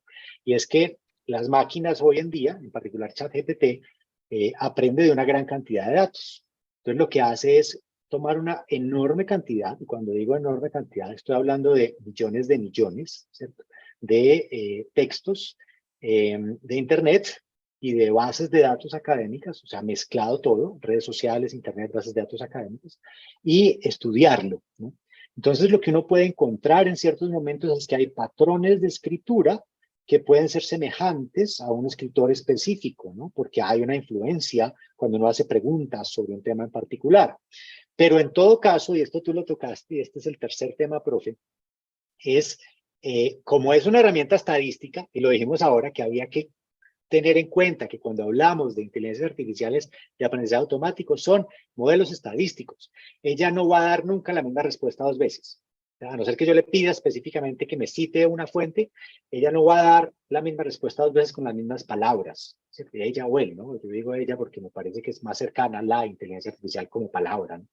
Pero el caso es que es un sistema de creación de lenguaje, no es un sistema para responder preguntas, es un sistema de creación de lenguaje. Y en ese sentido, el modelo estadístico, que esto vamos a hablar en la clase de lenguaje y de textos, el modelo estadístico está diseñado para no detectar el plagio. O sea, yo no lo puedo detectar porque es un modelo que crea cada vez respuestas diferentes. O sea, es muy difícil que haya una herramienta que detecte más del 30% de las veces que corresponde un plagio por inteligencia artificial. O sea, es muy difícil. Ahora, cuando hablamos de imágenes es otra cosa. Ya nos metemos en otro universo, profe, ¿cierto? Porque imágenes ya es muy distinto. Porque estas herramientas también se alimentan de imágenes. Pero ¿qué pasa cuando la imagen es de un artista vivo? ¿Ya? Y que a la inteligencia artificial le pedimos que cree una imagen basada en el estilo de ese artista vivo. ¿Estamos copiando a ese artista? ¿Estamos inspirándonos en ese artista? ¿Cierto? El artista que la creó es el que escribe la orden en texto que dice, créame una imagen de tal forma y tal otra inspirada en este, o habría que darle derechos a ese, ¿cierto? Derechos de autor, o derechos morales, o derechos materiales a ese autor inicial. O sea, son un montón de preguntas que quedan en el aire y que hoy estamos resolviendo, ¿cierto? ¿Qué hace uno ahí, profe? Pues Esperar que lo mire, es que resolvamos. justamente ese es el tema, pues casi que más de María Alejandra, porque se ha metido pues en todo esto de propiedad intelectual, pero repito, escuchándola he aprendido algunas cosas. Bueno, lo primero es, incluso en el mundo se hace como una especie de paralelo de lo que pasa con nosotros los humanos. Las ideas no se protegen, se protege la obra, ¿cierto? Es Así es. decir, si yo doy la instrucción a un grupo de personas que realicen un cuadro con un árbol, que tenga naranjas, que tengan unos pájaros, en fin, qué sé yo, hago una instrucción, pues me salen cantidades, ¿cierto? No me va a salir uno. Es más, la misma inteligencia artificial no me ofrece uno, me ofrece un montón. Es decir, que dar la instrucción por sí solo no me convierte a mí en autor de una obra, ¿cierto? En estos temas de autoría es muy importante eso de quién hace qué. La idea como idea no se protege, porque si yo protegiera la idea de árbol, entonces nadie más podría volver a dibujar un árbol. Es un poquito como esa la idea de fondo. Pero por otra parte, pues aparece esto que mencionábamos, ¿cierto? Y es hasta dónde yo estoy copiando algo o no. Y ahí hay discusiones también muy interesantes. En principio se ha entendido y digamos es parte de alguna tradición pues de estas, decir pues mire, ¿cómo se aprendía en los viejos talleres de arte? Pensémoslo por allá, si quieren, muy renacentista el asunto. Pues sencillamente estaba el gran taller donde hay un gran artista reconocido y un montón de personas que iban a mirar. Y ese mirar era aprender por imitación. Hoy podríamos decir que eso más o menos es lo que hace la máquina. Cuando yo la entreno con muchas imágenes, ella está aprendiendo un estilo, más no está replicando exactamente esa obra. Entonces, se ha utilizado mucho como el símil con lo que hacemos los seres humanos, ¿cierto? Un poquito como esa comparación con lo que nosotros hacemos para poder saber en último término si esto es un plagio o no lo es. Claro. Lo mismo con el tema del ChatGPT, ¿cierto? ¿Qué pasa? Está aprendiendo de cómo hablan los humanos, cómo escriben, pero no es que esté haciendo el copiar y pegar. Y justamente por eso no, pues no es fácil detectarlo. Claro. De hecho, es casi imposible, ¿cierto? Ahora bien, todo esto nos lleva a esa pregunta que nos hacíamos ahorita. Entonces, eso significa que yo le puedo dar derechos sobre la obra. Y viene la pregunta de fondo, es que esto tiene que ver incluso con derechos humanos, porque es que recuerden que el tema de propiedad intelectual y demás tiene que ver con derechos humanos. Claro. Claro, hay un Entonces derecho moral yo, que no se cede. Hay un claro, derecho. entonces yo le Exacto. estaría reconociendo de fondo que es una persona. Y créanme que es una discusión que no solamente se maneja ahí. Repito, esto es de alto calado. Piensen ustedes en lo siguiente. Sofía, robot, con inteligencia artificial y todo lo demás. En Arabia Saudita le dieron ciudadanía en el año 2017. ¿Qué significa que un robot sea ciudadano? O sea, ¿qué significa para nuestros sistemas? En el fondo, casi que lo estamos ubicando como una persona humana, ¿cierto? Claro. Es decir, que podría elegir, si era elegido. Entonces, ¿qué significa, por ejemplo, todo este tipo de inteligencias ya en el mundo de lo político? Repito, son preguntas que nos tenemos que ir haciendo, que tenemos que saber esto como para dónde va, porque aparece también el tema de, bueno, ¿y qué es lo que nos diferencia de esta máquina? Y ahí también se nos abre una enorme cantidad de perspectivas. Hace unos años, uno respondía fácilmente, no, la creatividad, la innovación, ¿cierto? ¿Será que esa respuesta es satisfactoria hoy? Yo Muy diría que difícil. no tanto, Complejo, porque es nos muy complejo. encontramos con máquinas que están creando, ¿cierto? Y a partir de distintos patrones están haciendo cosas que su creador no había considerado cuando las programó. Eso hace también que se abra todo un tema gigantesco en ética frente al asunto de si las máquinas son autómatas o autónomas, ¿cierto? El autómata que simplemente está programado para hacer algo, o autónomo en el sentido de que yo tomo decisiones y tomo las riendas de mi vida y de mis decisiones propias. Eso es sumamente complejo, son discusiones, repito, muy De alto altas, nivel, pero claro. ya hay personas, pues muchas en sí, que le están prestando atención a esto. Y a mí en particular, y lo hago a manera de recomendación, me ha gustado mucho lo que ha hecho Adela Cortina. Adela Cortina es una de las filósofas más importantes, vivas en este momento, pues, en España, y le ha sacado el tiempo a esto y nos empieza a explicar, venga, es que hay niveles. Cuando uno se pregunta por la ética de la inteligencia artificial, ella empieza incluso desde ahí. ¿A qué nos estamos refiriendo? Es el comportamiento que yo debo tener frente a la ética, perdón, frente a la inteligencia artificial, es decir, mi comportamiento ético como usuario, como desarrollador, o es tal vez esos principios que debo ponerle a esta inteligencia artificial cuando va a interactuar conmigo, o es incluso en un tercer nivel, casi que esa ética que debería tener esa máquina siendo, digamos, en un escenario totalmente autónoma, Claro. tener como una suerte de estructura moral que ella resuelva dilemas. Claro. Repito, Beatriz, estos son temas muy, muy, muy grandes Ahí entra Asimov, o sea, y que, claro, correcto, y es que lo más curioso es que esa es la base que tenemos. O sea, claro, para dar toda esta discusión la aprendimos sí, desde claro. ahí y cuando lo llevamos a unos campos muy específicos, ¿cierto? Como el tema, ahorita hablábamos de propiedad intelectual, cuando lo llevamos al tema de la política, cuando lo llevamos al tema de la economía, o cuando lo llevamos, por ejemplo, a asuntos como la guerra, que eso es uno de los temas que a mí en particular me apasiona, como las guerras de quinta generación, Claro. pues obviamente la cosa se pone todavía más complicada. Y obviamente de ahí no podemos sacar el mundo de la biblioteca, que es lo que ustedes estaban trabajando ahorita. Totalmente. Beatriz, Dale, sí, dale. Cristian, te que tenía, escucho. tenía una consulta porque particularmente acá en Chile hay una discusión muy feta respecto al tema del sesgo y la discriminación en la información que entrega particularmente ChatGPT. Entonces, ¿qué opinas tú sobre eso y de qué forma podríamos efectivamente resolver ese tema que es muy complejo, obviamente, en Sí. términos éticos? Pues miren, varias cosas. Lo arranco por algo que mencionábamos hace un ratico y es que a veces es difícil saber cuándo me está diciendo la verdad y cuándo no. Yo le he hecho la pregunta de, ¿usted se ha inventado respuestas? Me dice, no, no, no, ni riesgo. Ah, pero es que me diste esta que es cerrada. Ah, le pido disculpas, yo no sé qué, y entonces empieza con eso. Es muy chistoso porque cuando uno chatea, él siempre te da la razón. Casi que no discute mucho con uno. Ya me ha pasado en varias ocasiones. Yo en este momento en mi doctorado, pues estoy dedicándome un poquito a hacerle seguimiento a la ética profesional del politólogo y le hice preguntas sobre eso y me arrojó respuestas que yo sé que en Colombia, pues sencillamente hay organizaciones que no existen, pero se las inventó. Entonces, ahí hay una cosa, pues como en primer lugar que es interesante, pero junto a esto, pues aparece lo que me estás mencionando, que es el tema del sesgo. Y aquí hay muchos aristas para analizar. Voy a situarme al menos en dos cositas que se me están viniendo a la mente. Una que fue una noticia escandalosa, porque hablaban de personas que se habían contratado con unos salarios muy bajitos para leer una enorme cantidad de datos que eran lesivos, que eran agresivos y que de alguna manera era lo que había servido para que en los chats no aparezcan este tipo de expresiones que puedan sonar, no sé, xenofóbicas, homofóbicas o demás, ¿cierto? Todo el mundo de las fobias.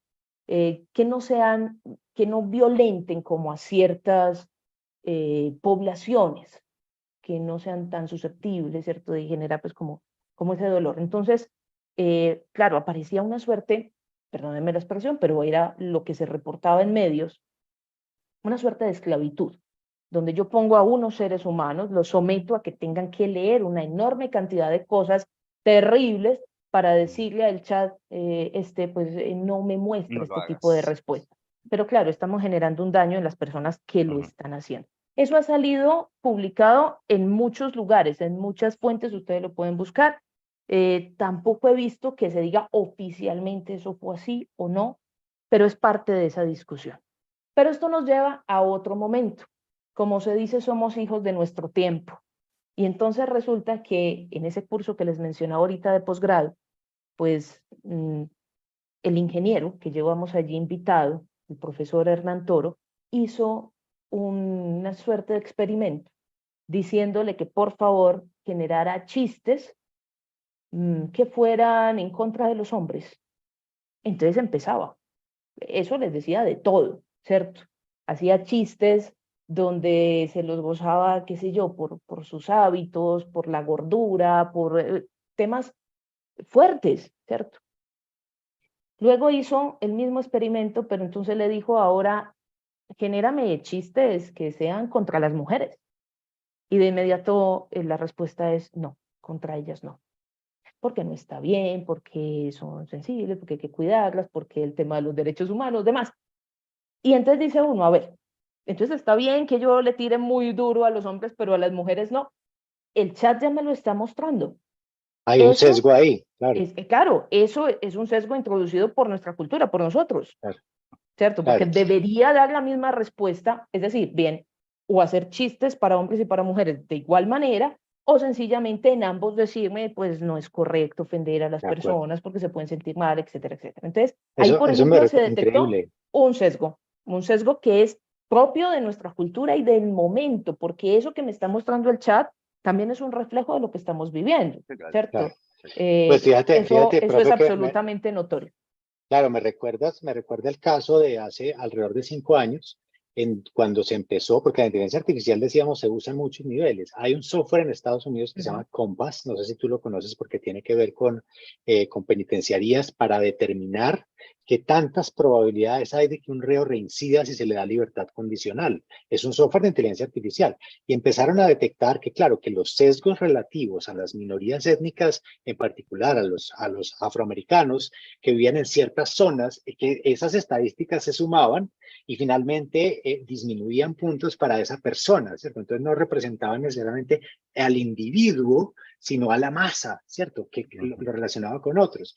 Y al punto que se replantearon todo ese software o, para ir más cerca, hace un par de años en Reino Unido, descubrieron, cuando arrestaron a un afrobritánico, descubrieron que no era la persona correcta porque la inteligencia de reconocimiento de rostros le había dicho que era esa y no era la correcta porque estaba educada, el aprendizaje se había hecho con una cantidad de rostros blancos y no reconocía bien a las personas de pieles más oscuras. Entonces, claro, representa nuestros sesgos finalmente, ¿no? Entonces, Claro, representa lo bueno y lo malo, o sea, ¿qué hacemos ahí? nos lanza hacia allá, o sea, el asunto es que además de que nos lance hacia allá, lo potencia.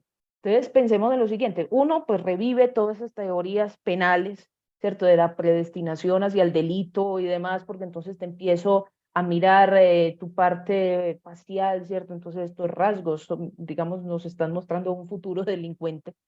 Es sumamente complejo.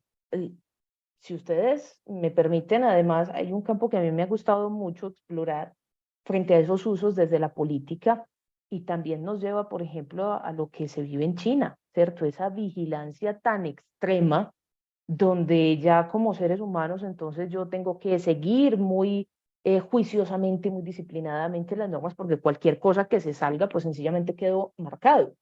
Es parte de lo que hoy se analiza, por ejemplo, allá, ¿cierto? Pero no es lo único. Recuerden ustedes textos recientes, yo recuerdo, el texto, el título se me olvida, pero Harari era uno de los que decía, oiga, es que todo esto que yo tengo alrededor, bueno, y Bill Han también, todo esto que yo tengo alrededor empieza a pasar datos de mi vida cotidiana. Entonces el tema de la privacidad ahí también entra, pero a lo que voy es que esto puede ser también leído. Entonces, la pregunta era el día de mañana, que se pueda seguir mis emociones, que se pueda leer mis sentimientos, mis cambios biológicos con todas estas respuestas, pues es que sencillamente un dictador lo va a tener fácil, ¿cierto? Porque sencillamente si mi cuerpo reaccionó de alguna manera, por ejemplo, generando un odio hacia el discurso que estoy escuchando, pues es que el dictador se va a dar cuenta. Entonces, fíjate que eso que se ha querido siempre de controlar la mente del otro, pues la tecnología finalmente acaba proporcionando y diciendo, pues venga, casi que eso se puede hacer. Eso es un problema enorme.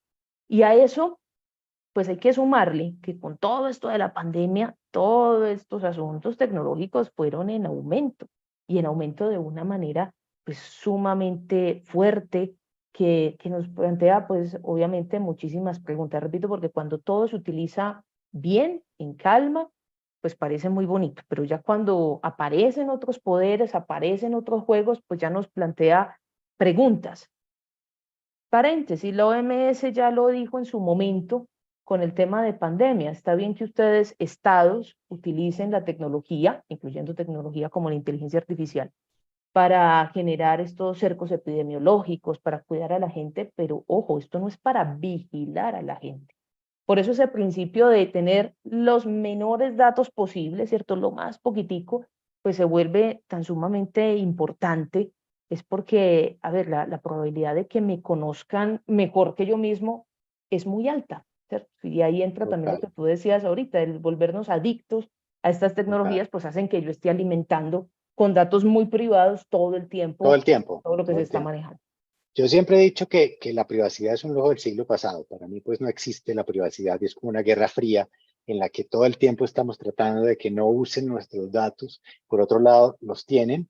Entonces, yo soy más del tipo de vamos a regular para que sepamos cómo los usan y en Ujú. lugar de pretender que no los pueden tener porque creo que ya los tienen todos. Y en ese sentido, recuerdo también a bibliotecarias y bibliotecarios que vamos a hablar de cómo funcionan estas herramientas. En los siguientes sesiones ya vamos a hablar de cómo funciona cada una. Y tenemos textos recomendados para profundizar. Y ahí están Yuval Noah Harari con 21 lecciones del siglo XXI. Está Byung-Chul Han con la sociedad del cansancio, porque creo que es como la visión optimista y la visión pesimista. Es como una y la otra, ¿no? Y Byung-Chul Han me gusta mucho porque hay uno que se llama la sociedad de la transparencia también. Y tiene que ver con hasta dónde estamos dispuestos a dar estos datos de lo que somos y de lo que tenemos para mejorar como sociedad. Ujú. Y hablando de ciencia ficción, no sé, profe, si usted vio esa película de los 90, creo que se llamaba Gattaca, que hablaba Claro. de una sociedad genéticamente mejorada. Ujú. Van a hacer una serie de Gattaca, tocando todos estos temas, la están haciendo alrededor de cómo también no solamente es una sociedad mejorada desde lo genético, sino desde la inteligencia artificial. Y creo que ahí la tenemos que ver, la voy a agregar a la referencia. Ahí Santiago estamos. y Cristian, yo creo que todo esto son, digamos, lo que está saliendo ahora nos abre todo un panorama, pero no nos podemos olvidar de los clásicos y textos como los de Orwell, por ejemplo, ¿cierto? De 1984, el texto, por ejemplo, Total. de Aldous Huxley, el de Un Mundo El mundo Feliz, feliz, Sí, claro, claro. que nos claro. muestran justamente esos dos paradigmas muy importantes. Por un lado es el miedo, también nos controlan mucho desde el miedo, pero es que lo que más controla, y ahí estoy más por el lado del mundo feliz, es eso que engolosina, que nos Claro. gusta y nos apasiona tanto. Yo trabajo mucho también estos temas de relaciones internacionales y a mí me gusta mucho este autor que es Joseph Nye, que habla sobre el tema del poder suave, algo que Byung-Chul Han llamará el poder inteligente. Es ese poder seductor, donde tú no te das cuenta, entonces crees que eres libre, que las cosas, lo que estás haciendo es por tu plena libertad, pero resulta que no, ¿cierto? Resulta que estás siguiendo también unas instrucciones que otros han dado. Yo les decía en estos días a mis muchachos, ¿por qué somos supuestamente tan rebeldes, pero somos tan obedientes, por ejemplo, con publicar un TBT un jueves? ¿Quién nos Claro, dijo que los jueves había que hacer eso, ¿cierto? Y miren que es una sociedad también de masas, también de una profunda obediencia, pero frente a lo que yo creo que soy como muy libre. Y aquí había total. un dato, pues un ejemplo clave, Santiago, que me estaba olvidando hace un ratito, y Cristian, plantearles, y es, por ejemplo, en materia política, lo hemos estudiado mucho, lo de Cambridge Analytica. Es Claro. que el asunto de que a mí me vayan perfilando y me Sí. digan, vea, usted es una persona muy susceptible de que si le muestro esta noticia falsa, entonces usted se la va a creer y la va a Y va a reenviar, cambiar el y la voto, va a ¿no? reenviar y va Claro, o sea que ahí claro. volvemos a lo que La decíamos hace un manipulación. rato. Me conocen tanto que conocen cómo puedo yo reaccionar frente a un estímulo. Y así nos estamos volviendo, como esos ciudadanos pavlovianos, ¿no es cierto? Entonces, ante un estímulo como el Claro. ratoncito, ¿cierto? ¿Qué va a hacer? Y eso es lo que me parece complejo, que tenemos que revisar también muy bien, es el enorme poder que están ganando todos estos sistemas y de alguna forma, en algunos momentos, nuestra libertad empieza a verse un poquito menguada, no porque Claro. desaparezca, sino porque nos sometemos casi que a nosotros mismos, que es básicamente lo que Yul Sunhan pues acaba también diciendo ahí de Total. un autosometimiento. Así Sí, es. es que Eso son tiene tantos que los ver con, temas, no, son son tantos los temas, enormes. que planteaba hace un rato el tema legal, ¿cierto? Aspecto ético, o sea, nos da para tener un curso completo Todo, solamente el tema, ¿cierto? Absolutamente. Derecho de autor, propiedad intelectual, toda el tema ético, ética. o sea, es muy, muy complejo. Pero además, Cristian, hay un asunto clave aquí que podemos dejar como en abierto y es el asunto de la alfabetización mediática e informacional. Es decir, el papel que hemos estado haciendo los bibliotecarios, si ha sido suficiente, si no ha sido suficiente, cómo tenemos que incrementarlo, cómo lo vamos a transformar a raíz de esto. Porque ese papel de manipulación de la inteligencia artificial es algo que ya veíamos, lo que dice la profe. Cambridge Analytics fue esa fuga de datos de Facebook de hace unos años que se dice que fue la que permitió que Trump resultara elegido, ¿no? O sea, a ese punto es al que llegamos, que se dice que llegó a eso.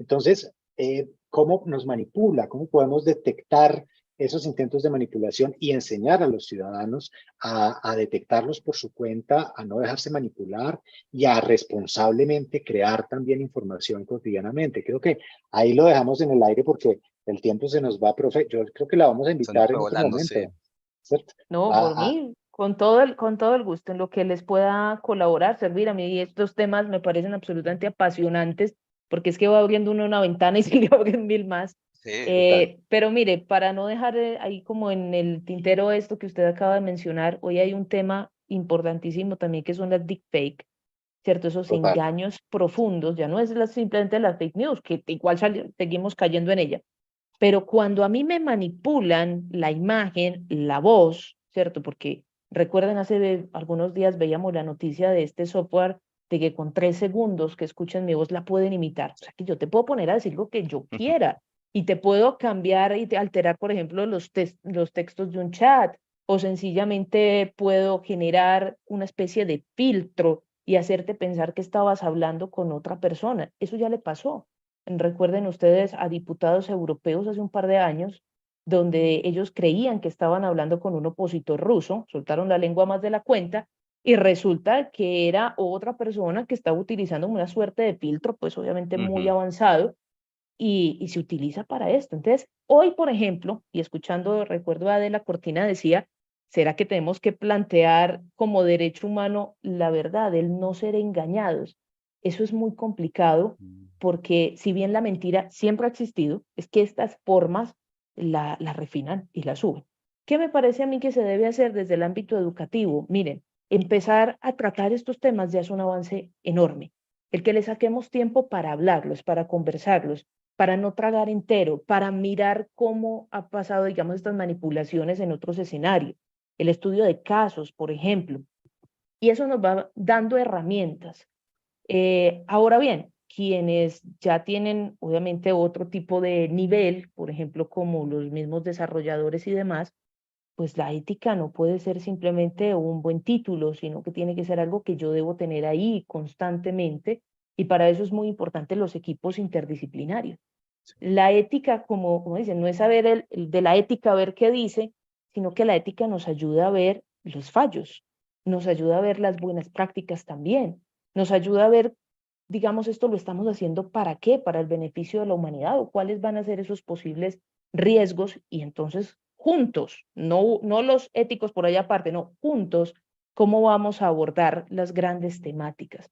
Yo creo que eso que aprendimos por allá en la década de los 70 con la bioética fue justamente eso, el que la bioética nos ponía como una mesa grandota donde todas las disciplinas conversaban.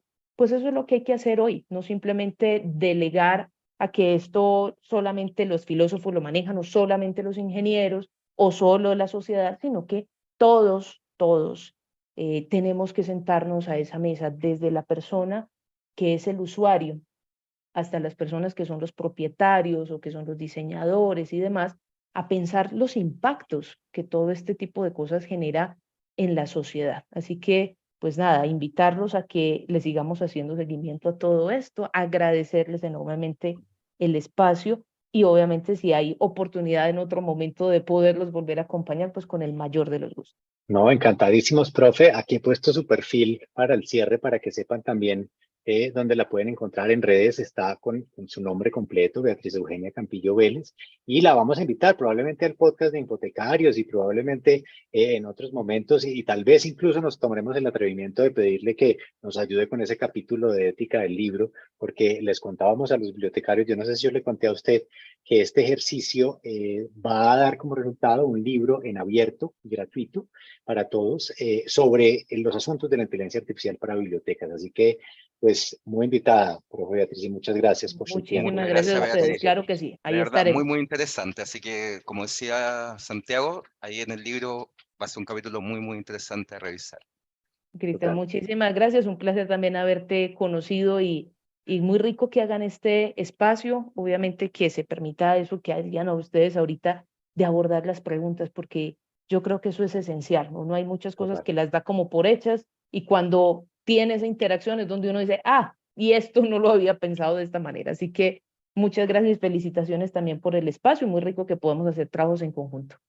Gracias, profe. Muchas Nos gracias, vemos pronto. Beatriz. Cristian, Cris, no sé si quieres cerrar, ahí dejamos Quedan un las par de redes sociales. preguntas, Sí, rápidamente las podemos hacer. Una que claro. es de Valeria Martín.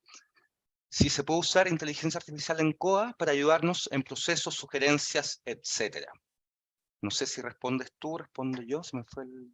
Tú tienes más experiencia con CODA, pero la respuesta corta es sí. O sea, Sí, la claro, respuesta corta es sí sí, se sin puede duda. integrar. O sea, En cualquier sí, tecnología que sea abierta, de acceso abierto, open source como Escoa o Sena, o PMP o cualquier software de gestión de biblioteca, tú puedes integrar otros sistemas, como en este caso la inteligencia artificial. así es, así es. Y eso, y vamos en la última sesión, son 4 sesiones en la última, pues vamos a invitar a que creemos y creamos juntos esas herramientas. Así que están muy invitados a que continuemos en estas 4 sesiones aprendiendo inteligencia artificial. ¿Qué otra pregunta tenías ahí? Deja revisar. Una de Job Torques, desde el punto de vista laboral. Me preocupa la incursión de la AI en la mayoría de nuestras funciones profesionales. Debemos profesionalizarnos al máximo en validación y curación de información. Bueno, también Total. habíamos dado esa pregunta. Total. Sí, ese es el tema que nos queda, ¿no? La tarea que dejamos en el aire. Cris, nos vemos entonces en una semana, ¿no?